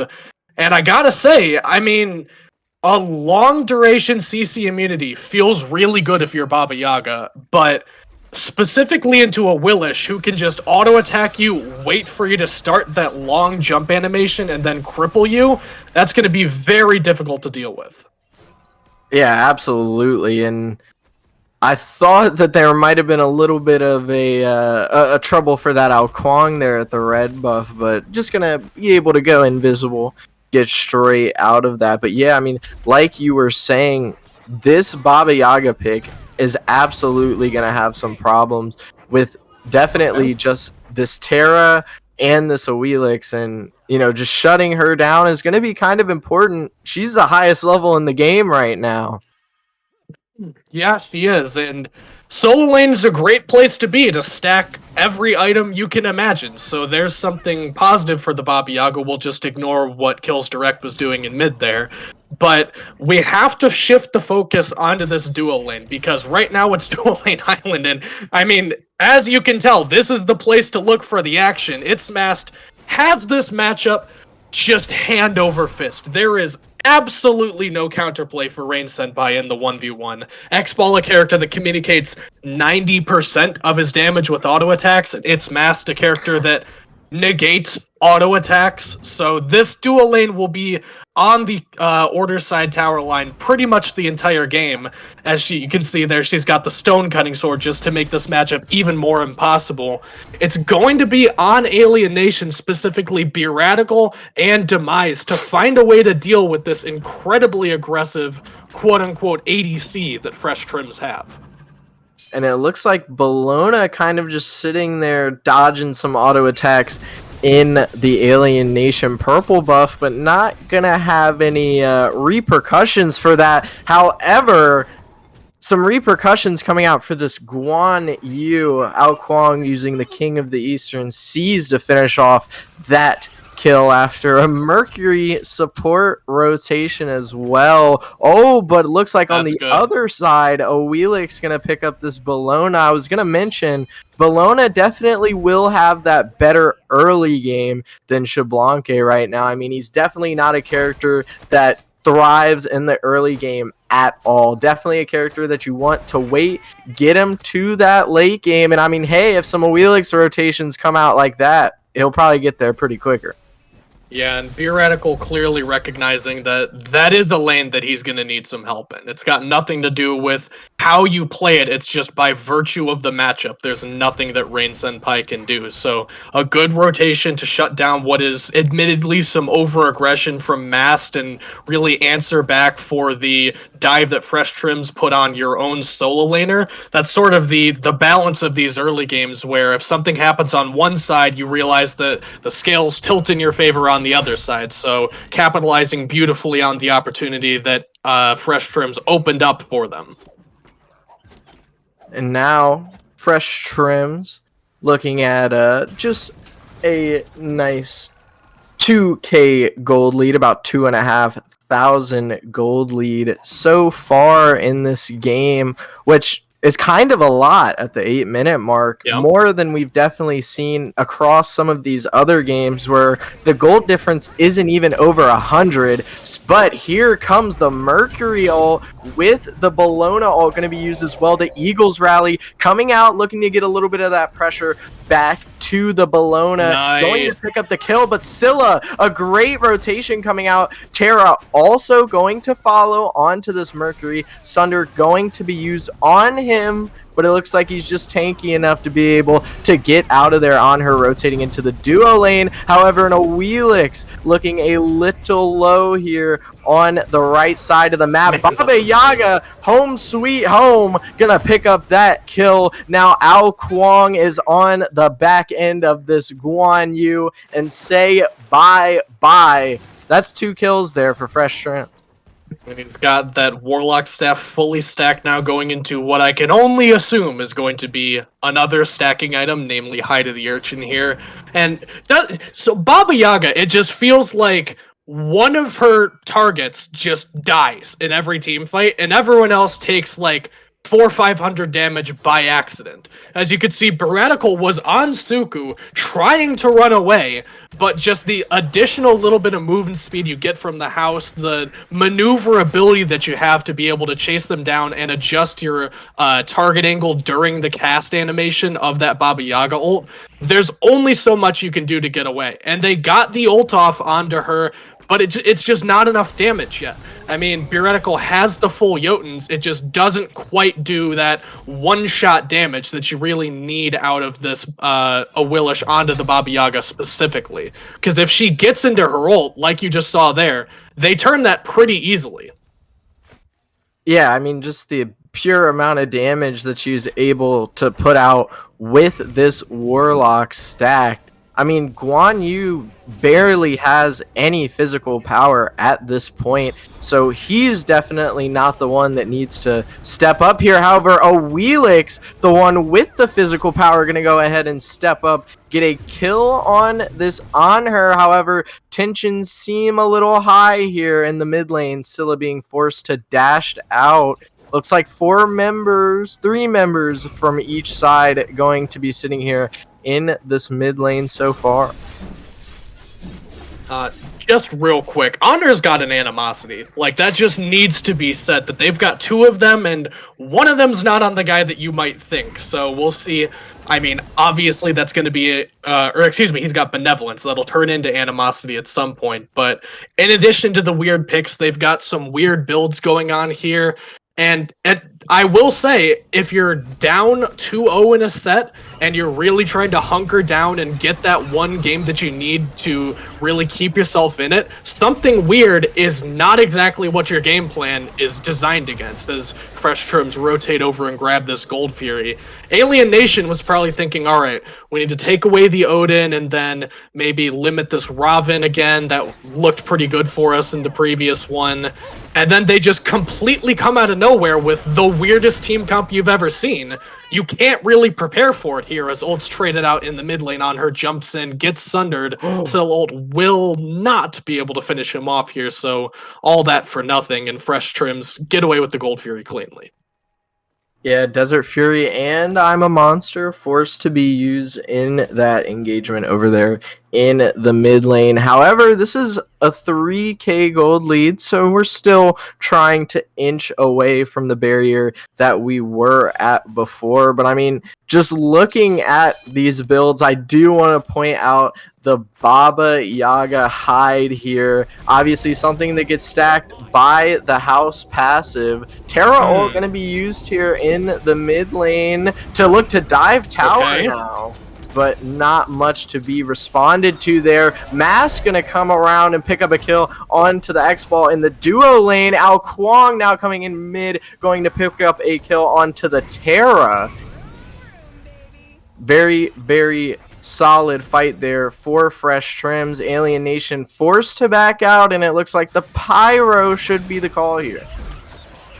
Yeah, solid from Fresh Trims, but I mean, questionable at best for Demise with that Terra ult. Maybe it was a misclick and just trying to get something out of it, as we see a Willish here on this. Baba Yaga finally blazed the beast and ends up cleaning that one up. Scarabax will get the credit for it, but I just can't imagine that Terra ult ever gets those kills under tower. I mean, she's got nobody there but Beeradical on the Awilish, who isn't exactly a premier tower diver by any stretch of the imagination.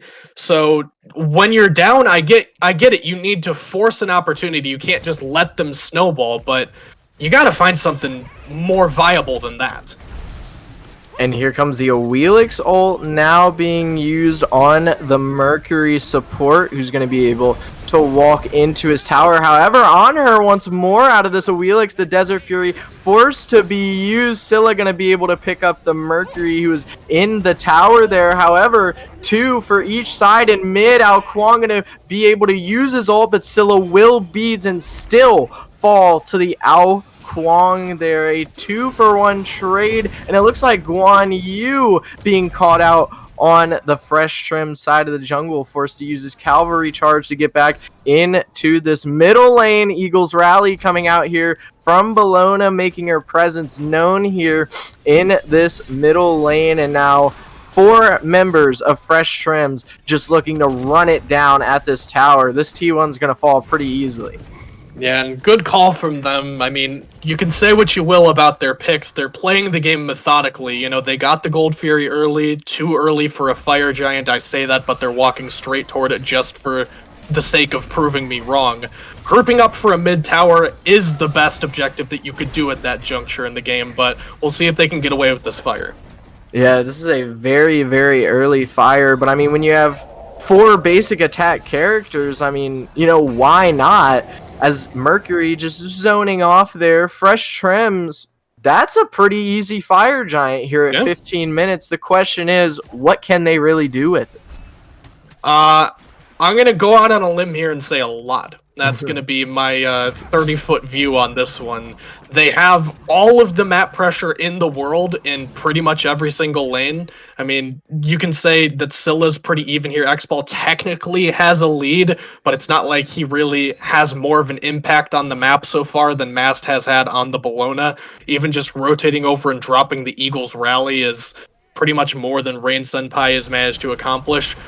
To no discredit to him, I mean, he's playing X-Ball into Bologna. What do you want from the guy? But they really just have the world is their oyster at this point, and it seems like the oyster in their eyes is specifically this T1 tower and left, and you got to imagine that they're going to shove for every single one of these. Oh, yeah, for sure. And this T1 not even going to be up for very long. Obviously, the team just being very easily taking that one down. 4 people now looking at this tier 2 tower on the left lane side. However, Alien Nation is going to be here to try and defend this one, and Draugr passive also going to be used on this tower. Going to be a little bit harder to take than normal. Yeah, they're gonna still go for it, though. They've got a Willis split pushing him in. There's a Mercury to cut through the team fight, but he is immediately deleted. Strength of Dragon will get that one. Now Bologna going into the back line here will dive all the way through this Phoenix Mast. Will get Rain Senpai, but the damage is raining down on top of her. She will have to fall back here. Tower stays standing, but it is a 1-for-1, and a Willis is nowhere to be found, just free farming the map. Yeah, just looking to split push, kind of playing like the ADCs have in the these past few games. However, Baba Yaga here kind of just looking to take some attention Vibing. away from that tier 2 tower. However, not going to be able to do too much. Fresh Trim's just going to pick up a Primal Fury, and I think the play is just to back off, reset, and point your attention somewhere else here.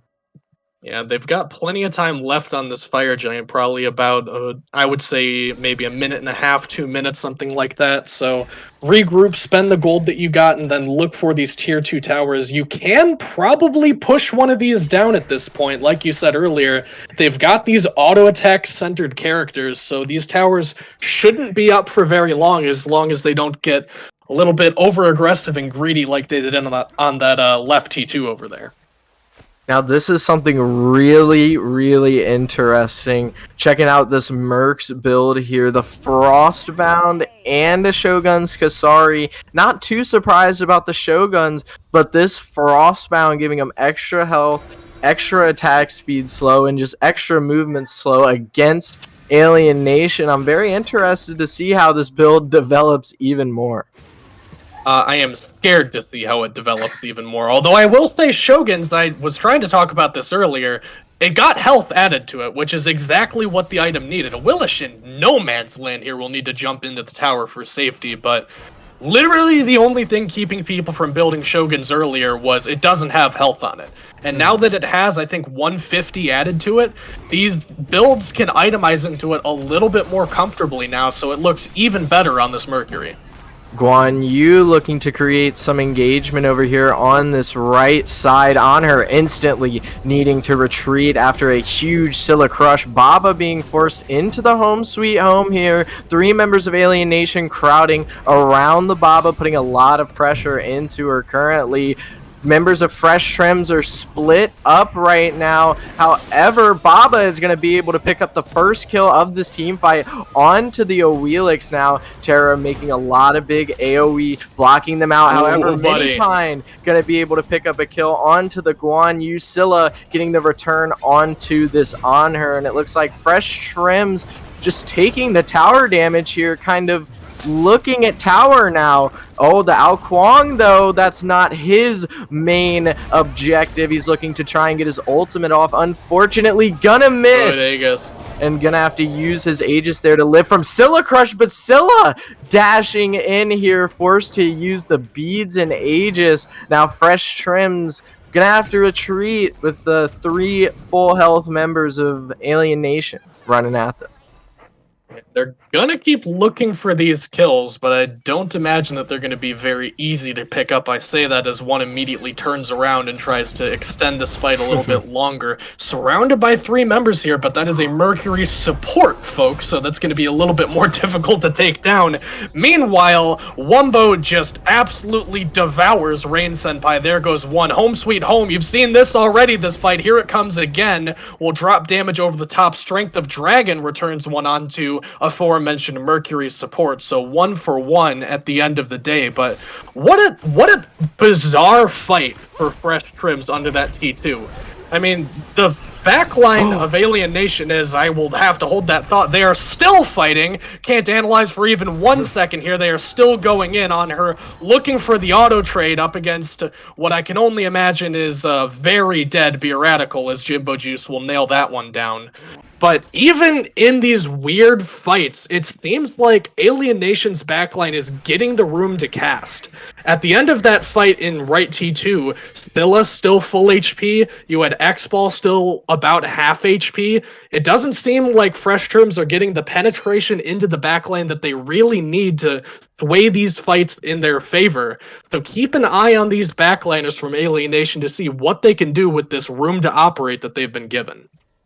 Yeah, and I mean, even I mentioned it in that last fight, so many members on the side of Fresh Trims were kind of just split up from their team. It kind of looked like Alien Nation was able to be a 5-man in the middle of about 2 members and 3 members of Fresh Trims there. So, I mean, a good play, but this is what I love to see about the Spartans division, this high gold, low plat. We don't see necessarily pin perfect gameplay. However, we do see, players all of the actions that are really going through their head, and just it's awesome to be able to see this finals. It's like a case study of the Smite player as Fresh Trims start up this FG once more. Guan Yu is local and knocking on the door, but nobody is home as this Fire Giant is already dead, and Alien Nation are pushing up a storm at this point, going for this T2 and left. Awilish fighting for something with Baba Yaga in mid. It doesn't seem like either one of them really wanted the fight to begin with. So Fresh Trims just group up. They're going to go for this right Phoenix.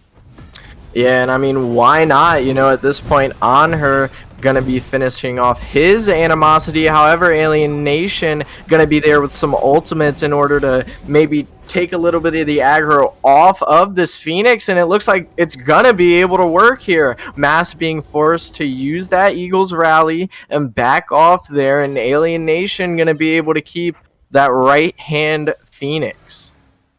Yeah, and that's sort of what happens when you rush down these Phoenixes. They got half the HP, and then they realize, wait, we only have 3 people here. So they have to back up, and luckily don't lose any members. That Terra ult pretty much dissuaded any further aggression that Fresh Trims might have had planned. And they seem to be going for the back door here on this one, but they did just notice Guan Yu and X-Ball are here and lurking, so they start smacking away at this Guan Yu, trying to force out the ult, I would assume.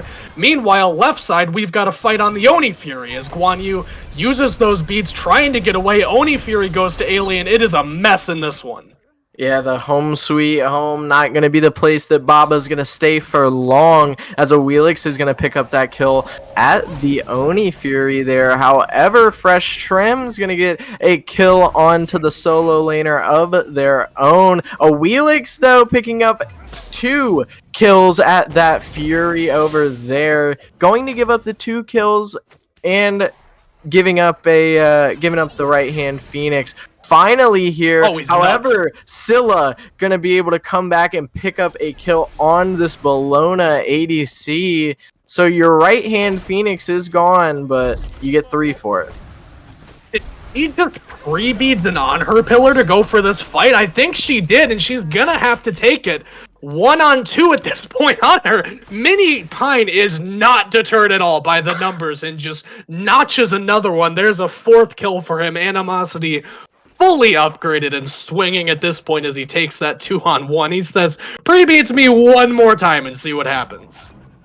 And now getting that build even closer to online, a Void Shield is something very interesting coming out of this Onher's build so far, giving him that physical protection, but also giving him some of that aura physical penetration for his Mercury and his Bologna, and himself, of course.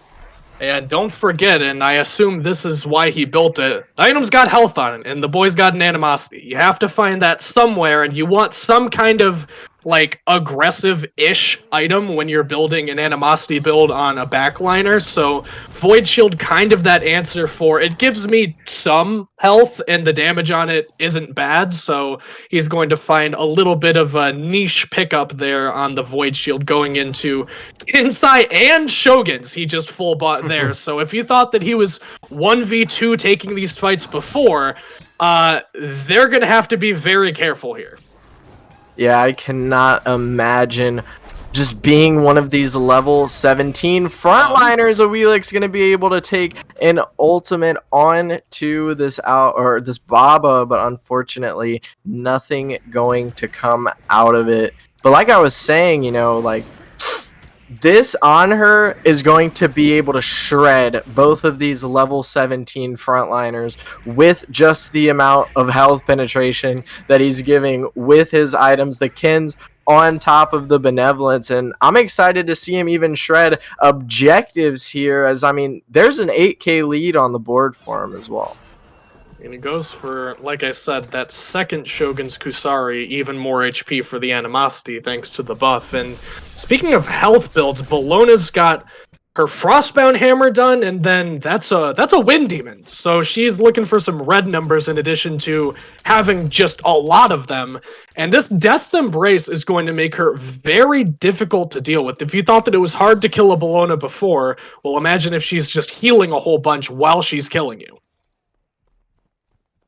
Yeah, and now Fresh Trims, with the amount of pressure that they have so far, looking to group up around this Fire Giant.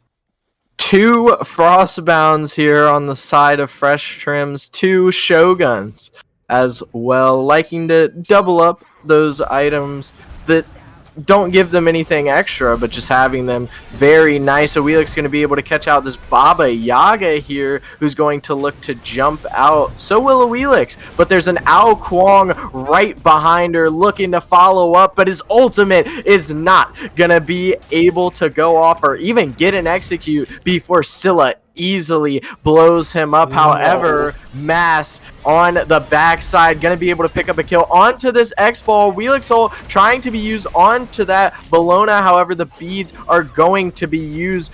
Wheelix picking up this kill on this Bologna, who is trying to 1v4. Now Baba Yaga running under tower to Dear the Lord. Scylla, forced to use the I'm a Monster here, now looking to dash out. Wheelix jumping on top of the Baba Yaga again, just like how we started this fight, but she's going to get the kill onto it.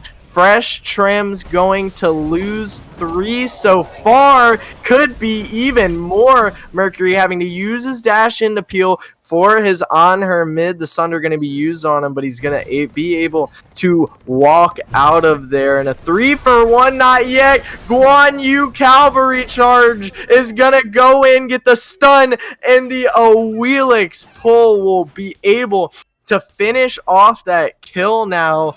And I mean, a member of the Fresh Trims were able to respawn before that fight was over. Alien Nation now putting their attention on this fire.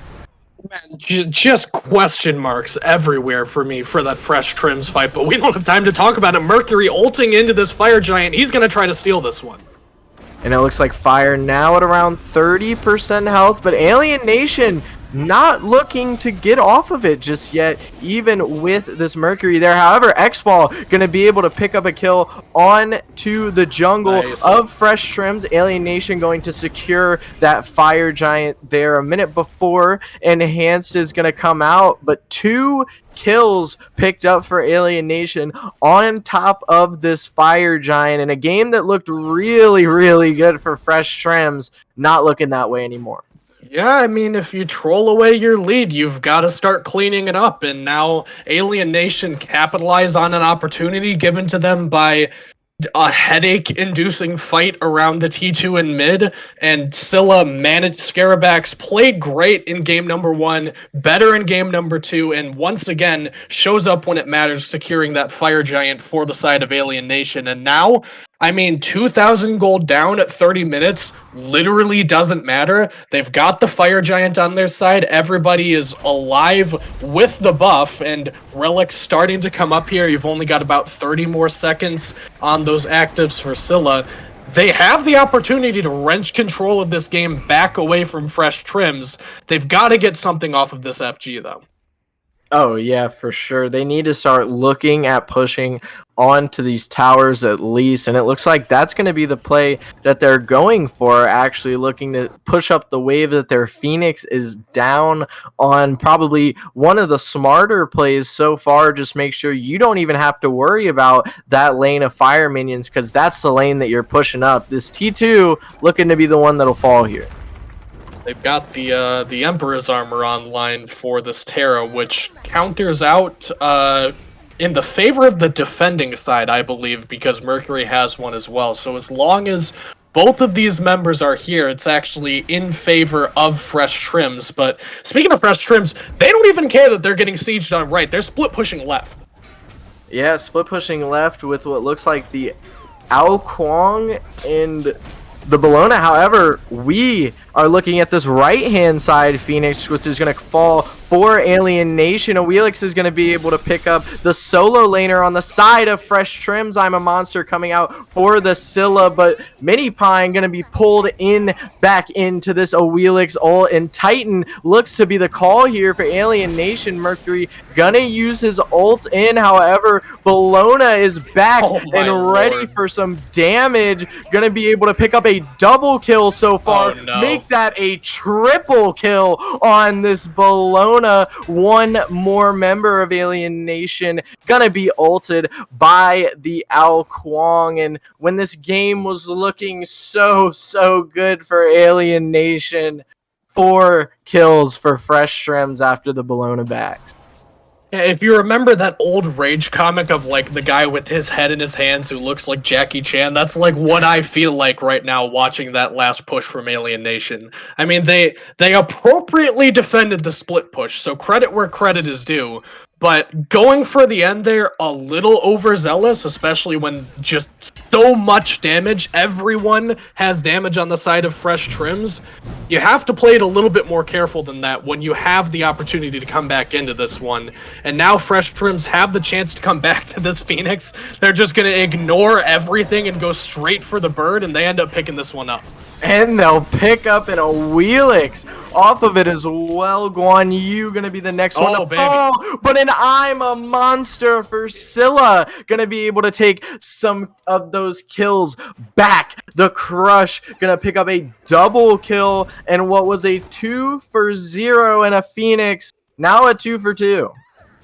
Alright, well, things might not be looking as good for Alien Nation, but credit where credit is due again. We haven't called Radical's name enough in this game. He is by far and away at the top of these damage charts. He has been absolutely clinging to this game for dear life, trying to keep Alien Nation in this set. And once again, Scarabax, I've said it before, in the clutch, the man shows up and gets a good I'm a Monster there to really dissuade whatever further aggression Fresh Trims might have had. I mean, the graphs are like a roller coaster at this point, and that's pretty much what I feel now. Fresh Trims have those 3K pots available, 500 pot also in hand for a couple of members, so this next Fire Giant going to be a very big ticket item. It is enhanced, and both teams have the win condition of the right Phoenix being down, so we might be looking at a territory where the next team that wins a fight just might win the game. Yeah, especially if they're able to take this enhanced Fire Giant like you were mentioning. Just the amount of pure power, the backline protections that it's going to be able to reduce from any of these Phoenixes on the map. But the question is, who's going to be able to pick up this Fire Giant? Who's going to be the team that's going to start it? No real contender just yet, as I think this dance is looking to see if they can get any picks. Mercury charging up the ult here, looking for an opportunity, but nothing really presenting itself just yet. This is gonna be a bit of a weird one, and I mean, the whole game has been, so it shouldn't be any surprise, but no real great opportunities here. A Willish looking for a flank, but gets spotted out. Both teams have fire waves in right lane, so this is just a straight up who can force the fight. Yeah, I mean, especially in a finals game like this, you can definitely tell both teams looking a little nervous, but the Ao Kuang gonna go straight in on this Awelix, who's been a problem all game, now taken out of this fight. Another problem is gonna be this Guan Yu dying to the mid lane on her. However, Scylla gonna pick up the Bologna ADC on the side of Fresh Trims, but this on her just being able to mow down this team of Alien Nation so far. Some crits coming out on this X-Ball, though, maybe going to be able to turn this fight around. The Aegis forced to be used. Scylla picking up another kill. X-Ball unfortunately falling. Still a double kill with that auto attack, a 3 for 3 on her, being forced to use a jump over the wall. Scylla misses that crush. Ao Kuang might look to continue this fight. It doesn't look like so, but no Fire Giant gonna be picked up yet here for either team. A huge fight. Well, if your head is spinning after that one, then don't feel bad because you're not the only one. This is a wild one, and trying to follow these fights and make any sense of them, kudos to my co-caster here, Brave, for finding enough to really latch onto in these fights to give it any sort of sense. But when you've got a fight where Scarabax is getting picks on the front end, running away from a Baba Yaga ult, coming back behind the entirety of Fresh Trims, getting more kills, and then getting chased out by the Ao Kuang, it's very hard to follow these fights, and that kind of just plays into the composition that Fresh Trims have, which is why we're at a map state where, I mean, while things are even now, they've had the lead pretty much the entire time. They have this weird sort of like branched out, everybody does their own thing sort of composition, whereas Alien Nation need to be grouped up to get the value out of this Terra ult. They really need this one good fight in order to swing the balance in their favor, and then they can just run it down, baby. We are 37 minutes in.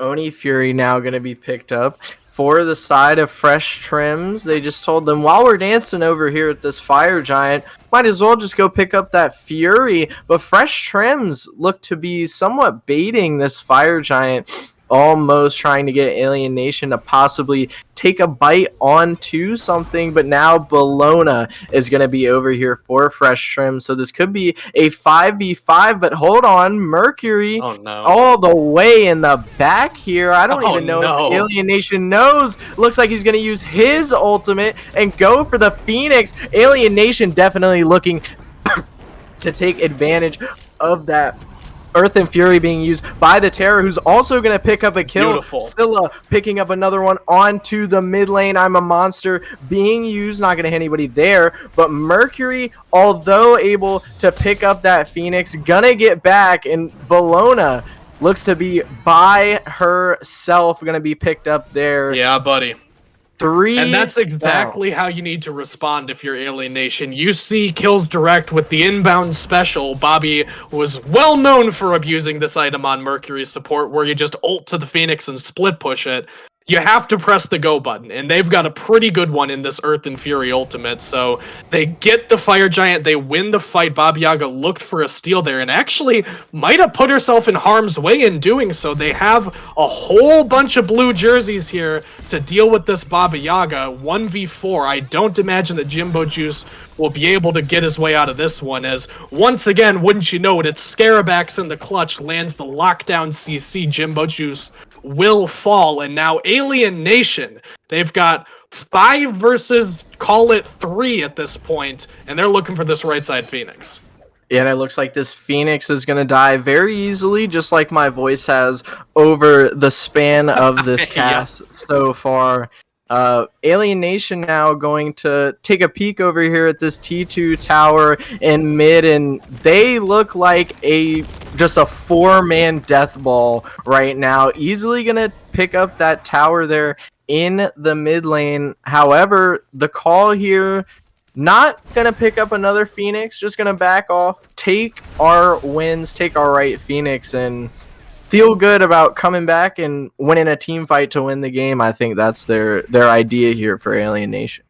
Yeah, and also kudos for Alien Nation to do their homework and take care of those Oni waves. I mean, obviously, Mercury split pushes that right Phoenix, kills direct, picked up that one, but none of these Oni waves had a significant impact on these Phoenixes, still very healthy. They didn't lose any Titan HP pretty much because they had Buratical over there to defend that one. And I don't know where Fresh Trims are, but they're not here for this defense. Yeah, I mean, Mercury and Bologna looking to just push it down this right side again. The Mercury going to be used. This could be a base race, as the left-hand Phoenix is going to fall here for Fresh Trims. 3 members are looking to be able to take this game over. Can Alien Nation finish it off? No! Or wait, yes, they did. Fresh Trims, they lose that tight. I mean, both Titans had to be below 1,000 there. Mercury falling at the very, very end of the game, just going for it all. And Alien Nation on a base race keeps themselves alive. I am exhausted after that game, all the way up to the finish. That was just a whole lot. I mean, that was probably frame perfect to end that. I can't imagine they had more than a few seconds before their Titan fell. Kick it to the desk, man. I need like a drink and a nap or something. Yeah, throw it on over to analyze on the desk. Thank you, Bray and Kaizo, for powering through that 40-something minute game. The fact it ended in a base race makes that game completely worth it. Yeah, that was a insane game coming out from both of these teams.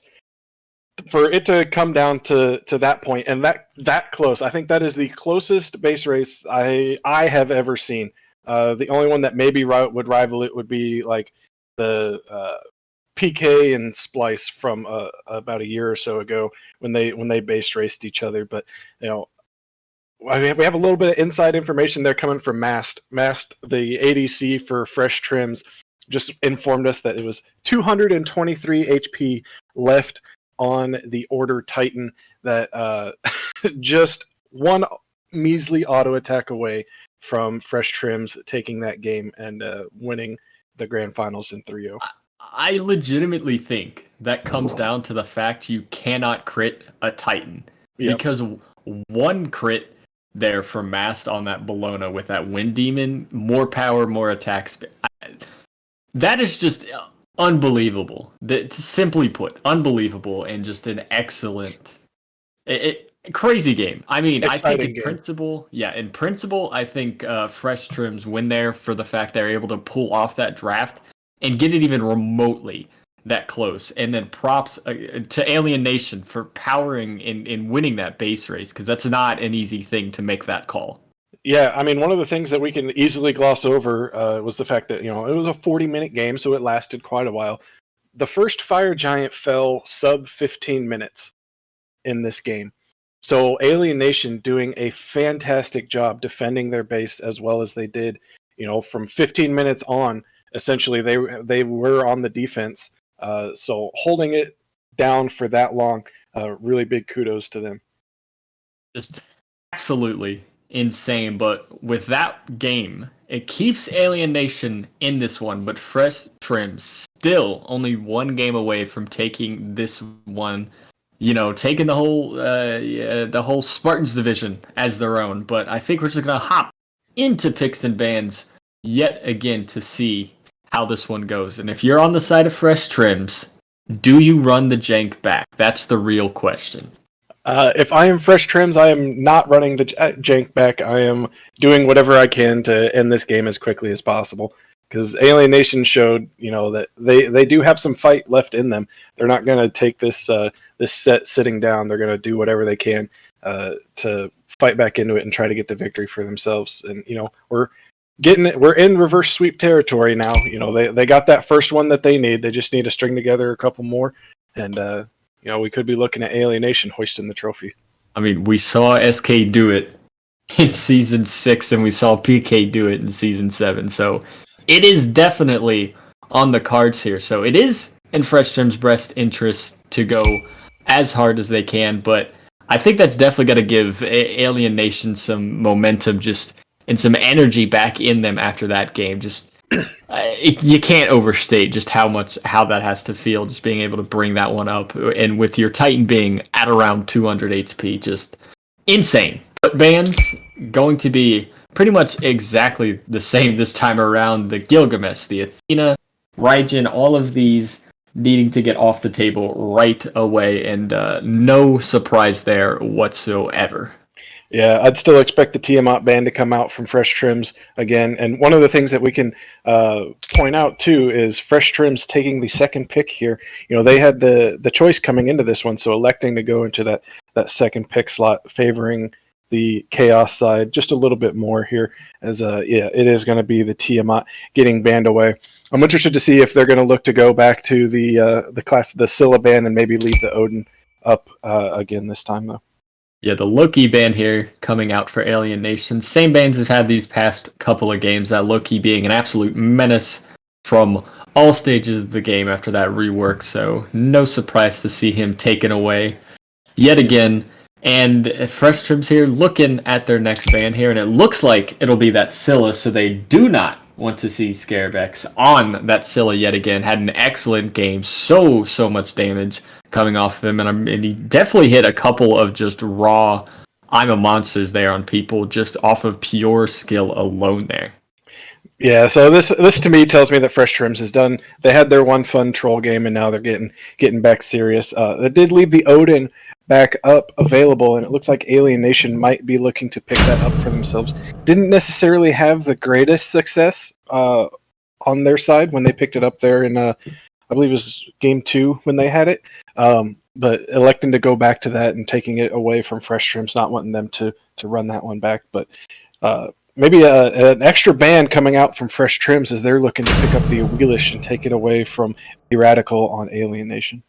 Yeah, that's something I was going to note here, is with that Odin being first picked here right away, no Wheelix ban, because I believe in game 2, the Wheelix ban was in that slot that Raijin is in currently. And yeah, where Raijin would have been is where that Wheelix ban was when Alien Nation first picked this Odin. So this Odin here is going to have a lot of troubles. The Wheelix being able to use that ultimate to pull him back, and on top of that, the Ganesh Silence has some strange interactions, to say the least, with Odin, but they pretty much always go in the favor of Ganesh, is the thing, though.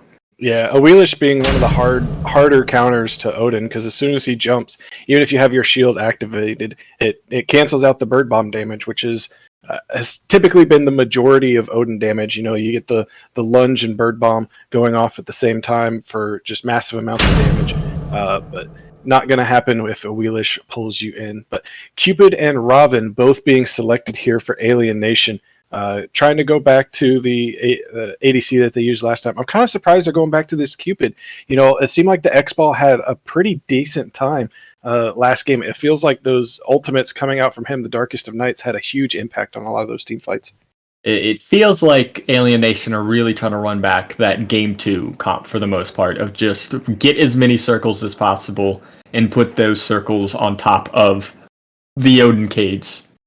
So if that's their strategy there, I hope they change it up just a little bit and get maybe a better support for that kind of, gameplay here. But with that Robin lock-in, I want to note that, game 1 and 2, I do not think that B Radical had the best of games, kind of not really having much of an impact. But game 3 there, he was all over the place, making sure he was known there on that Wheelix. So giving him another early pick like this Robin to get him started and going right away, I think is excellent thought process there by Alien Nation. But Fresh Trims here, switching up that mid lane, gonna go for this Merlin here, a pick that is a little, it's safe, but it's also a little scary.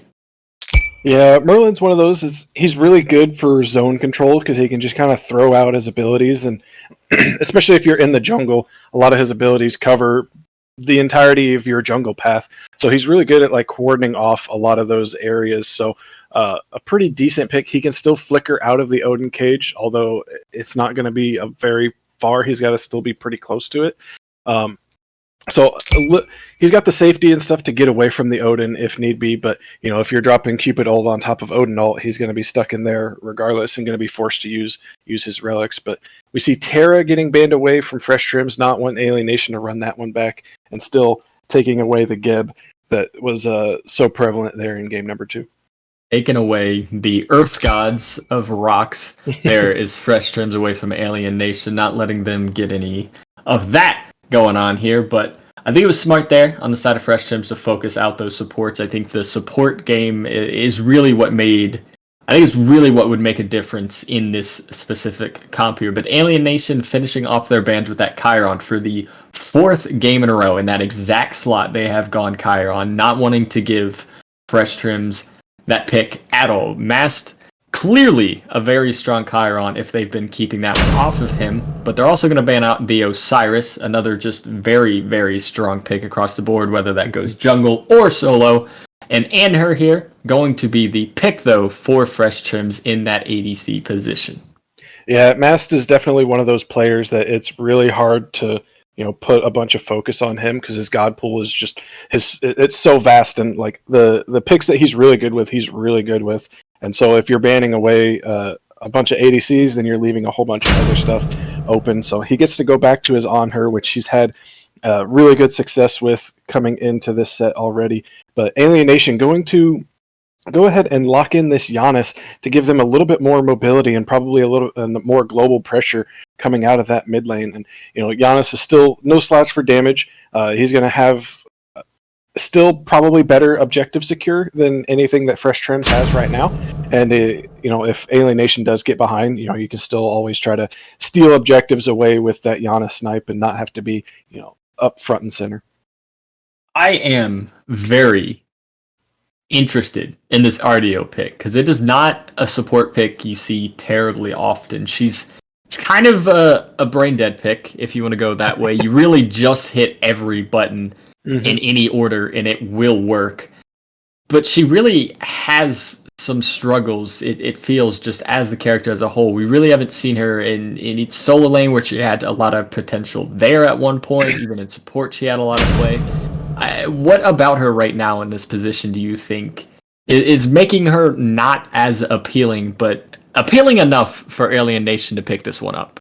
Well, I think the changes, if this RDO goes to the solo lane, which, it could be RDO solo Odin support, or it could be Odin solo RDO support. I think RDO is better in the solo lane because she's able to build that Vamp Shroud, which recently got buffed. So when you go into that Blood Soak Shroud, you're healing for 2% off of every ability of your max health. So going to be able to do a lot of healing. And that Surge, her Druid stance 1, there does provide a surprising amount of healing, which, as we've seen in the past 3 games so far, Fresh Trims apparently is just allergic to buying anti-heal for themselves. Though they may need to check themselves into the doctor and get some tests and see if in fact they just cannot buy anti-heal, because even with the full healing comp last game that Alien Nation has, not a single anti-heal item was picked up from the side of Fresh Trims. So they may look to take advantage of that if you're Alien Nation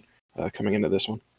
Well, there is only one way to see if Fresh Trims are truly afraid of anti-heal in this game. We'll see if they take this set. Bray and Kaizo, show us this game. Thank you to Thanatos and Narwhal on the desk. Kaizo, here we are. A game 4 situation here for the Spartans finals. Alien Nation down 2-0. Could this be the dream comeback? I don't care at this point. I'm just happy to have a return to normalcy. No, I'm kidding, obviously. But I do think that they've got a very strong draft for themselves here. I mean, obviously, they took the Raven away from Wumbo, who performed very strongly on it previously in this set. Strength of Dragon on this Odin again, which seemed to be the key to not their game win, but a lot of strong fights when they had this pick previously. And also, taking away from Jimbo Juice isn't the worst thing in the world. And then they've got the X Factor, as I like to call it, where Giannis can just sometimes kill your backline, and there's nothing they can do about it. So I like the composition that they've gone for. I think the RDO is a little sketchy, but I'm guessing that it's a comfort pick, so I can't complain too much. Yeah, and I mean, already looking at both of these team comps so far, as it looks like Ganesha and Anher are going to do some good damage onto this RDO, but Alien Nation and Fresh Trims both have stance swishers already on their side, so 2 characters having their ultimate abilities. Definitely kind of a little interesting fun fact to throw out there, but in a Wheelix gank over here on the solo lane will pick up a very easy first blood for them. Yeah, Jimbo got pretty darn low there as Radical. I don't know if you saw that. The boy was under T1 tower there, and he still got blinked on and still got murdered. So good for Radical for recognizing that opportunity. But one might be presenting itself in left lane here on her up and down goes Mast. But he has a lot of blue jerseys around him, so he's going to end up falling to demise on this RDO. It is a 2-for-1 globally here as Alien Nation look for this red buff invade. Yeah, although Fresh Trims picking up the first blood, Alien Nation gonna be pretending or playing like they were the ones to pick it up. Already diving in between this tier 1 and tier 2 here. Not too much gonna be able to come out of it except for that red buff, but Alien Nation once again taking a Ravana RDO and just pushing into the enemy jungle right now, really liking it. Yeah, and I completely agree with you. I love the way that they're playing this so far. A lot of times with a very nerve-wracking game like that, you see teams a little bit more hesitant and playing a little bit more careful, but Alien Nation just guns blazing go into this one and immediately try to wrench control away from Fresh Trims. It's very easy to just slip into a little bit of complacency after you end up taking that game away and you feel like you've got the momentum in your side. You can just sort of coast through the early game. Alienation say, no, we are fighting back into this one even if we're down. Yeah, now Fresh trims their attention towards the solo lane. Once again, gonna be seeing that gravity surge, going to easily pick up the Odin, who's trying to jump away there. Unfortunately, not going to be able to, but a lot of pressure so far for Fresh Trims on this solo lane side. Wheelix picking up the 2 kills. Odin a level down, so we're gonna have to see how Alien Nation can respond to the pressure Fresh Trims is putting out on the solo. Yeah, and Odin a good target for this aggression, especially matched up against the Kukulin, because not only do you have a ideal matchup with this Kukulin knockup and a Willish being able to pull off of it, but Odin also can't really jump away because she just gets he gets a Willish ulted like we saw over here on that gank, which executed to perfection by Jimbo Juice and Wumbo. They're going to have to start turning some attention toward this duo lane. There's been some sparks flying over here, but no real kills coming out of it just quite yet. A lot of credence given to this red buff as we see a Willish and Robin duking it out. Unstable will hit a Willish, but not quite kill her here, and no ult available for this Giannis, so you gotta imagine that this should just be a drop.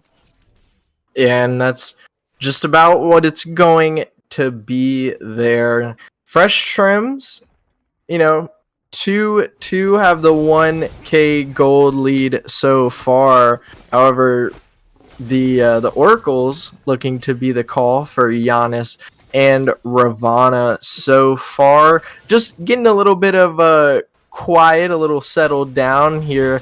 Want to go into this Ravana mannequin. I think it's been on everybody's mind so far. How are you feeling about this one?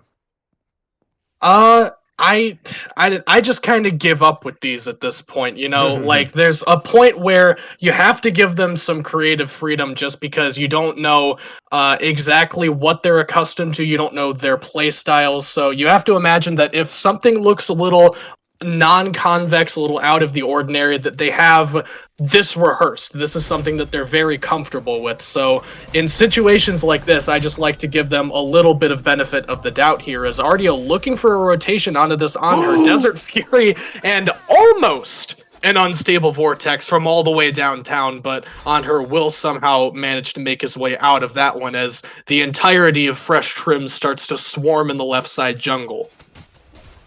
Yeah, I was very scared for a second that Giannis ult was going to just smack on her right in the face while he was getting away from the Fields of Love and the RDO, but luckily going to be able to make it out pretty unscathed, able to get his back off. However, Ravana looks to be like a pretty interesting target here. Dharmic Pillars being used by Fresh Trims here, but nothing gonna be able to get picked up. And I mean, ever since our 4 kills at the beginning, kind of a quieter game now. Settle down. All about quieter, but a lot less kills going off. They're still kind of bumping heads into one another, just both teams barely making it out of this aggression that the other one puts on. But even despite that fact, Fresh Trims have settled themselves into this 1,300 gold lead, give or take, and they've pretty much had control of the early game in every single one of these games, even in game number 3, the game that shall not be named, where things got a little bit zany and difficult to break down. They still had a vice grip on these early games. They seem to be playing the map very well and just commanding this neutral farm, getting off relevant invades. Fresh Trims seem to have this early game on lock. Yeah, and I mean, so far, just looking pretty solid. Most of their lead, though, is definitely going to be coming out of that solo side, especially after those first 2 kills falling for Awilix. Ravana going to look to get some damage out onto this Awilix. However, Cucullin going to make a great rotation. The Warcry coming out on top of Alien Nation. However, Artio is going to be able to get a quick turnaround kill on to this Awilix, and Odin getting one back on his solo laner. And Fresh Trims early game, putting that pressure onto the solo lane. Alien Nation doing a very, very good job of responding. Well, Narwhal on the camera has done a great job for us so far in this set, but got a little bit lost on this one, as did Fresh Trims in that fight where they thought that they had that one pretty much on lock, and then all of a sudden Alien Nation shows up out of the woodwork and turns that one around. A lot of people are not privy to the turnaround potential that the RDO has with this, the first ability, the Life Surge, where if you get a lot of people hit by that, that can provide your your team with several hundred additional HP that the enemy team didn't calculate for. And when you couple that with the fact that it's got the cripple to prevent this Cucullin from moving away, and also stops out that Awilish from feather stepping, which is of course the majority of her damage, it's not a bad pick into this team. Yeah, no, absolutely not. And especially for how late that they were able to pick it up in the draft. I think it was one of their final 2 picks in the draft. Just kind of a quieter pick for sure, but definitely something that's able to bring out that counter that Alien Nation just needs right now. Clearly right there on the solo side, it worked very, very well, and I'm expecting even more when these team fights come about. Ravana finding himself in a Wheelix in the jungle here. The rings, unfortunately, off the mark, but Cucullin gonna be able to root that Ravana, who is looking to dive under the tower there. Giannis looking over here with the rotation, just going to portal out. And this time, Cucullin coming over with a good response here in the solo lane on the side of Fresh Trims. RDO just poking out some damage here on the duo lane side, but nothing too major. Yeah, and you can tell that Radical really wanted that one on the Awilish. Like, even when it seemed like he didn't quite meet the damage threshold, he still held down the W key and tried to stick to her, but Wumbo, so patient with that jump, just waits for that big burst of damage coming from the ult and immunes it. As immunity used by Giannis here, beads will allow him to escape that knock-up combo from Awilish as well as the Ganesh ult, so does get the relic forced out, but also manages to get some form of safety there. Radical just clearly a little bit frustrated with this game state. He's been playing lights out this whole set, as had Scarab, but just not quite coming up on heads most of the time for this Alien Nation roster. Yeah, unfortunately, Awilix gonna catch him out. Okay. But Odin gonna be able to bring a little bit of that lead down as he picks up the solo kill in the solo lane onto this Cucullin, showing why Odin is obviously worth that first pick spot. Awilix coming over here now on the duo lane side to give a little bit of help to this on her so far. But, I mean, with that solo in the solo lane, there's not necessarily a real person that's ahead on the side of the Fresh Trims here, except for the on her, who has also died as well. Right, Mast has kind of had things evened up on him a little bit, as has the entirety of this Fresh Trims roster. Alien Nation finding a good way back into this one, now only down about 500-600 gold, and I mean, I just can't believe that Jimbo Juice, hold that thought, as Ganesh just eviscerates Radical there. He had the buttons available, but didn't get the chance to use them, as he is immediately taken down. Meanwhile, in the duo lane, butting heads are the ADCs. Mast will get the better of that one in the Cupid ult. No mana, but just enough to get that kill. Giannis tries to rotate, but won't quite make it in time. Yeah, tried to just throw that ultimate out, see if he could get any help towards his Cupid. Unfortunately, not going to be able to save him this time. Looking at the charts here, this game is very close, Good but looking at points. this Giannis here, he's going to fall pretty easily in his own jungle. Ardio kind of just left to defend on her own, and I would not surprise me if Fresh Trims try to pull this Gold Fury, and that looks to be the call. Yeah, no blue jerseys around here, so Alien Nation not going to have any steal potential. Fresh Trims. We thought that they were sort of losing their grip on this game, but they immediately get kills all the way across the map and then answer back with that Gold Fury pull. So what was an even game is now suddenly 3,800 in favor of Fresh Trims. This is exactly the game state that they want to be at with this sort of snowball composition with this Willis driving the engine. Yeah, no, absolutely. And I think that they needed to make a play like that in Alien Nation's jungle in order to be able to pull something as big as this Gold Fury, sort of this early as well, I would say. Just Right. needing to make those sort of plays is going to be so crucial going ahead for Fresh Trims, who, like you said, definitely need to take advantage of the comp that they have right now. A little bit of a look at these builds here. Ardio with this Lotus Crown, huge item for Ardio, I will say. One of her best is, see a little bit of action here. Raven trying to look for something on this Merlin, and Giannis will follow up on that one, immediately gets Ganesh ulted in response. So beads forced out of the mid and jungle for Alien Nation, and even though they were on the front foot, I mean, everybody holds everything for Fresh Trims. They use the Ganesh ult, but Mini Pine keeps the beads, keeps the Aegis, and with the very cool head trusting his support, opens up a beautiful opportunity for a red side Pyromancer here, and things are just starting to get out of hand. Yeah, and this is the exact snowball that we were kind of talking about earlier.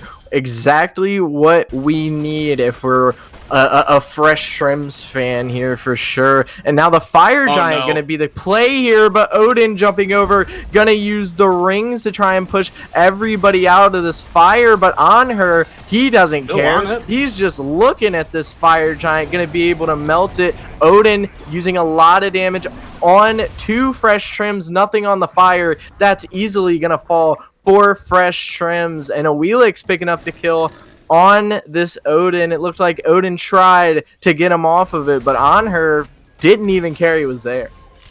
Yeah, and very low are the entirety of Fresh Trims, but apparently enough HP to take down Demise on the way out, and Demise holds on to the Terra ult for next game, I suppose. They thought that they had the jump on them, but it's actually going to be a Willis who steps up. Wumbo will take down Scarabax and give him a second death this game, and you can say what you will about it being a 1v4 contest for Strength of Dragon on the Odin.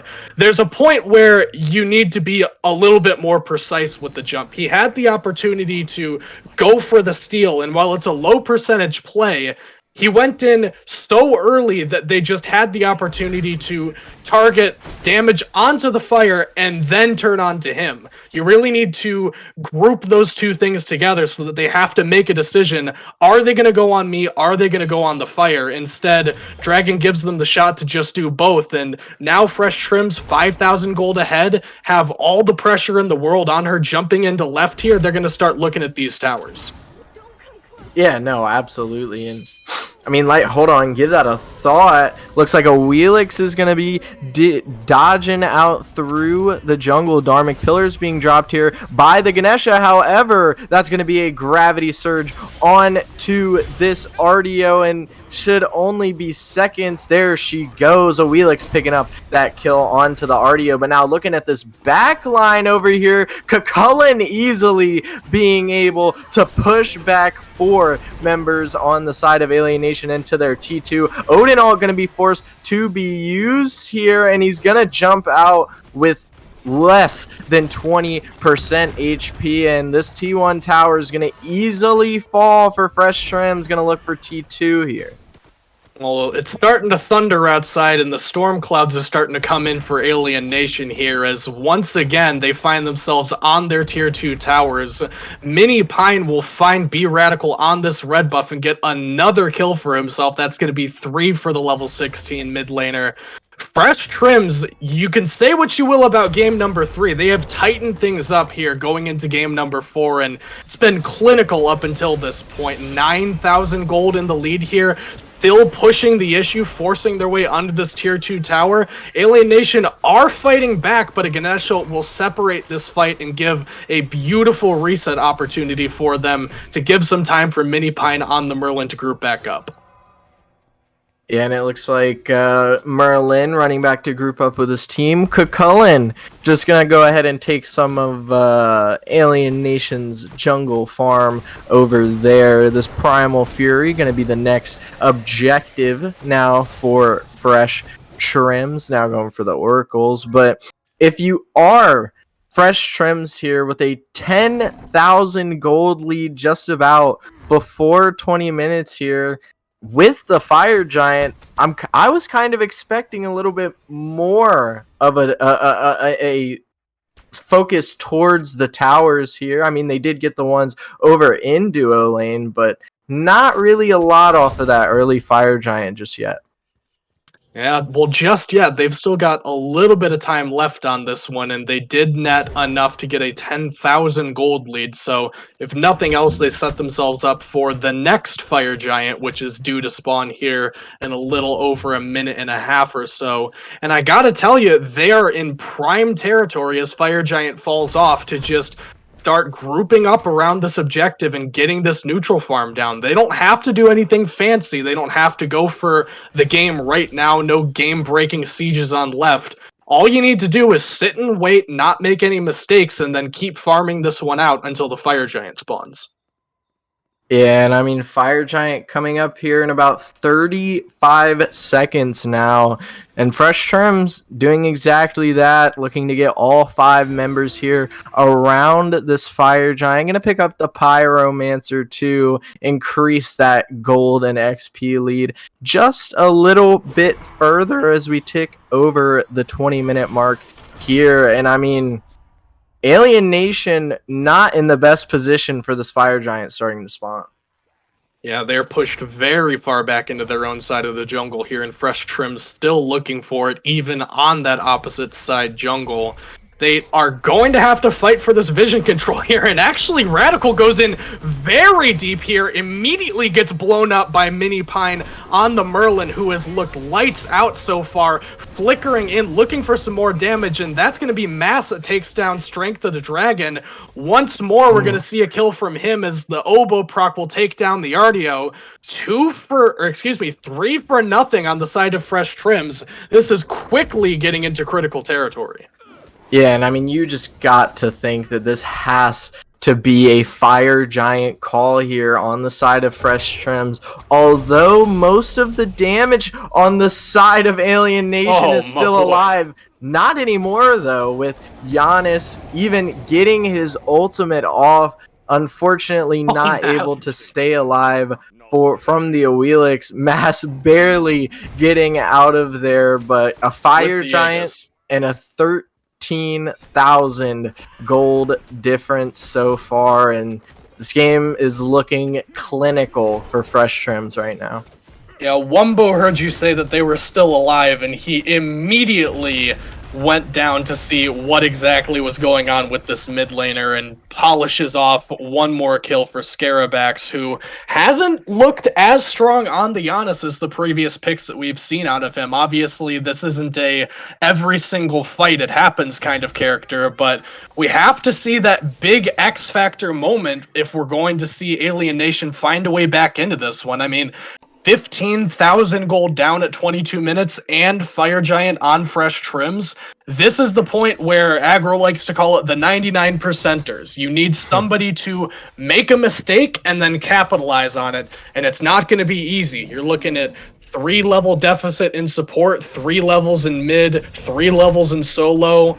This is a very difficult fight for Alien Nation, and uphill would be an understatement. Yeah, no, absolutely. Especially with the level difference that you just mentioned. I mean, this Ganesha easily just able to finish his starter item. Artio needs 3 levels to get there. And I mean, that is going to bring a lot to this support difference so far. But Fresh Trims now looking at their next target going to be this left-hand Phoenix. The Kukulkan going to blink in there and use his ultimate. Odin dropping the rings. However, Wheelix picking up the first kill of this fight. Merlin going to be following up with a double kill and a double kill for a Wheelix as well. Cupid left in spawn watching his Titan fall, and Fresh Trims are going to be your finals winners for this Spartans division.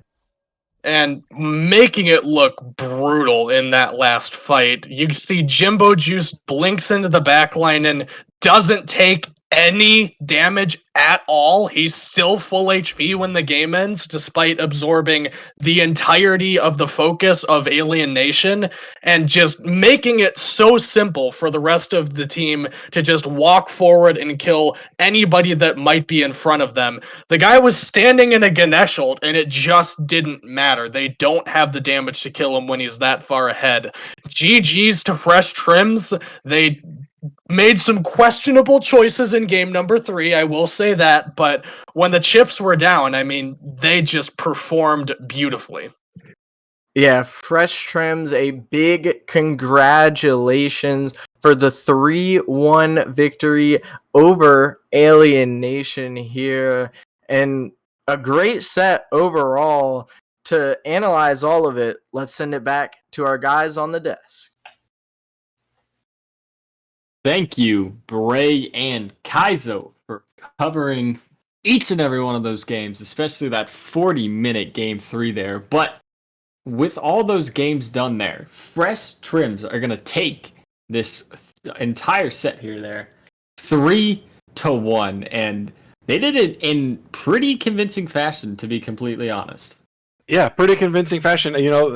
They could have had the sweep. They trolled a little bit there in game 3, but even game 3, it came down to a base race and less than 200 damage away from securing themselves their victory in game number 3. But, getting it in game number 4, put in a little bit more time, a little bit more effort. But at the end of the day, still being able to come out victorious and get this victory for themselves in the grand finals, nonetheless, come out and perform the way that they did. Really solid performance from Fresh Trims, and no slouches were Alien Nation either.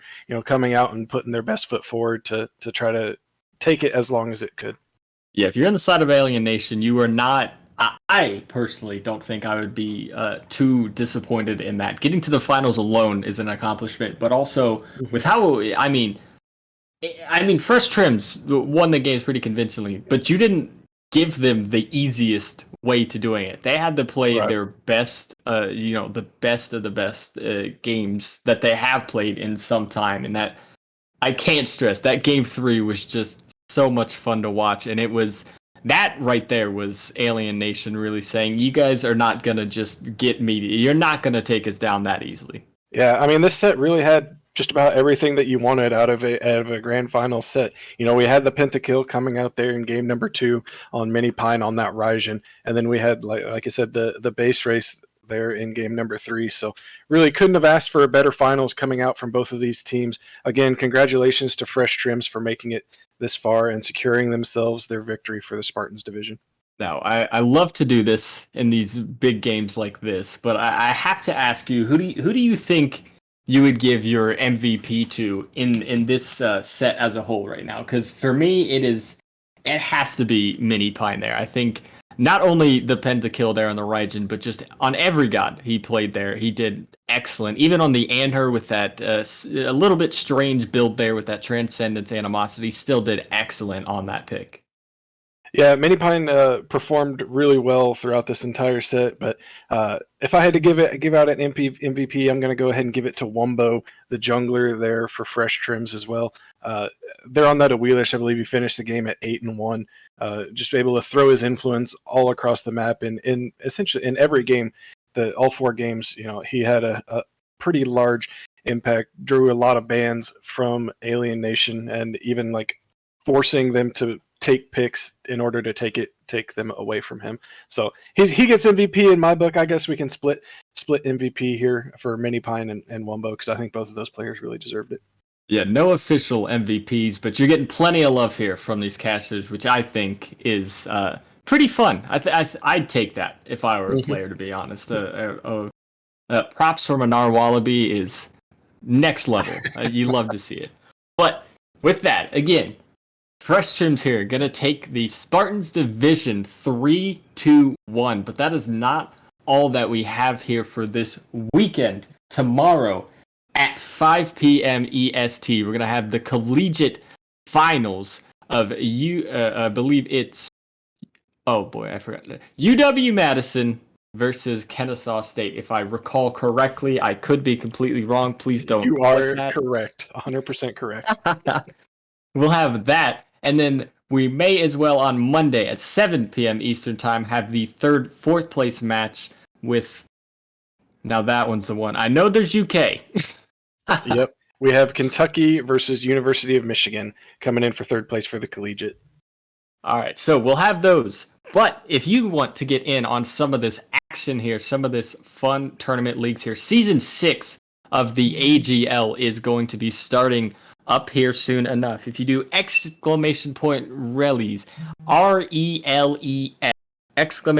Rules, and ! Signups in the chat there, you'll get all the info you need. As well, if you check underneath the stream there, you'll be able to see the Discord link to get you into the Discord as well. And on top of that, we have relegations here on August the 14th at noon. So we'll have a chance to see if Fresh Trims here are able to push themselves, even further up, and if some of those other teams in that Spartan division are able to keep their spots here. But that will be all for us today. I have been Dr. Thanatos. Joining me for the first 2 games was Argent Surge, not feeling too well, so we had Narwhalaby have come in here for game 3 and 4. And of course, Bray GG and Kaizo powering through all those casts. And of course, Ted Liston's given us all the production. Couldn't do it without him.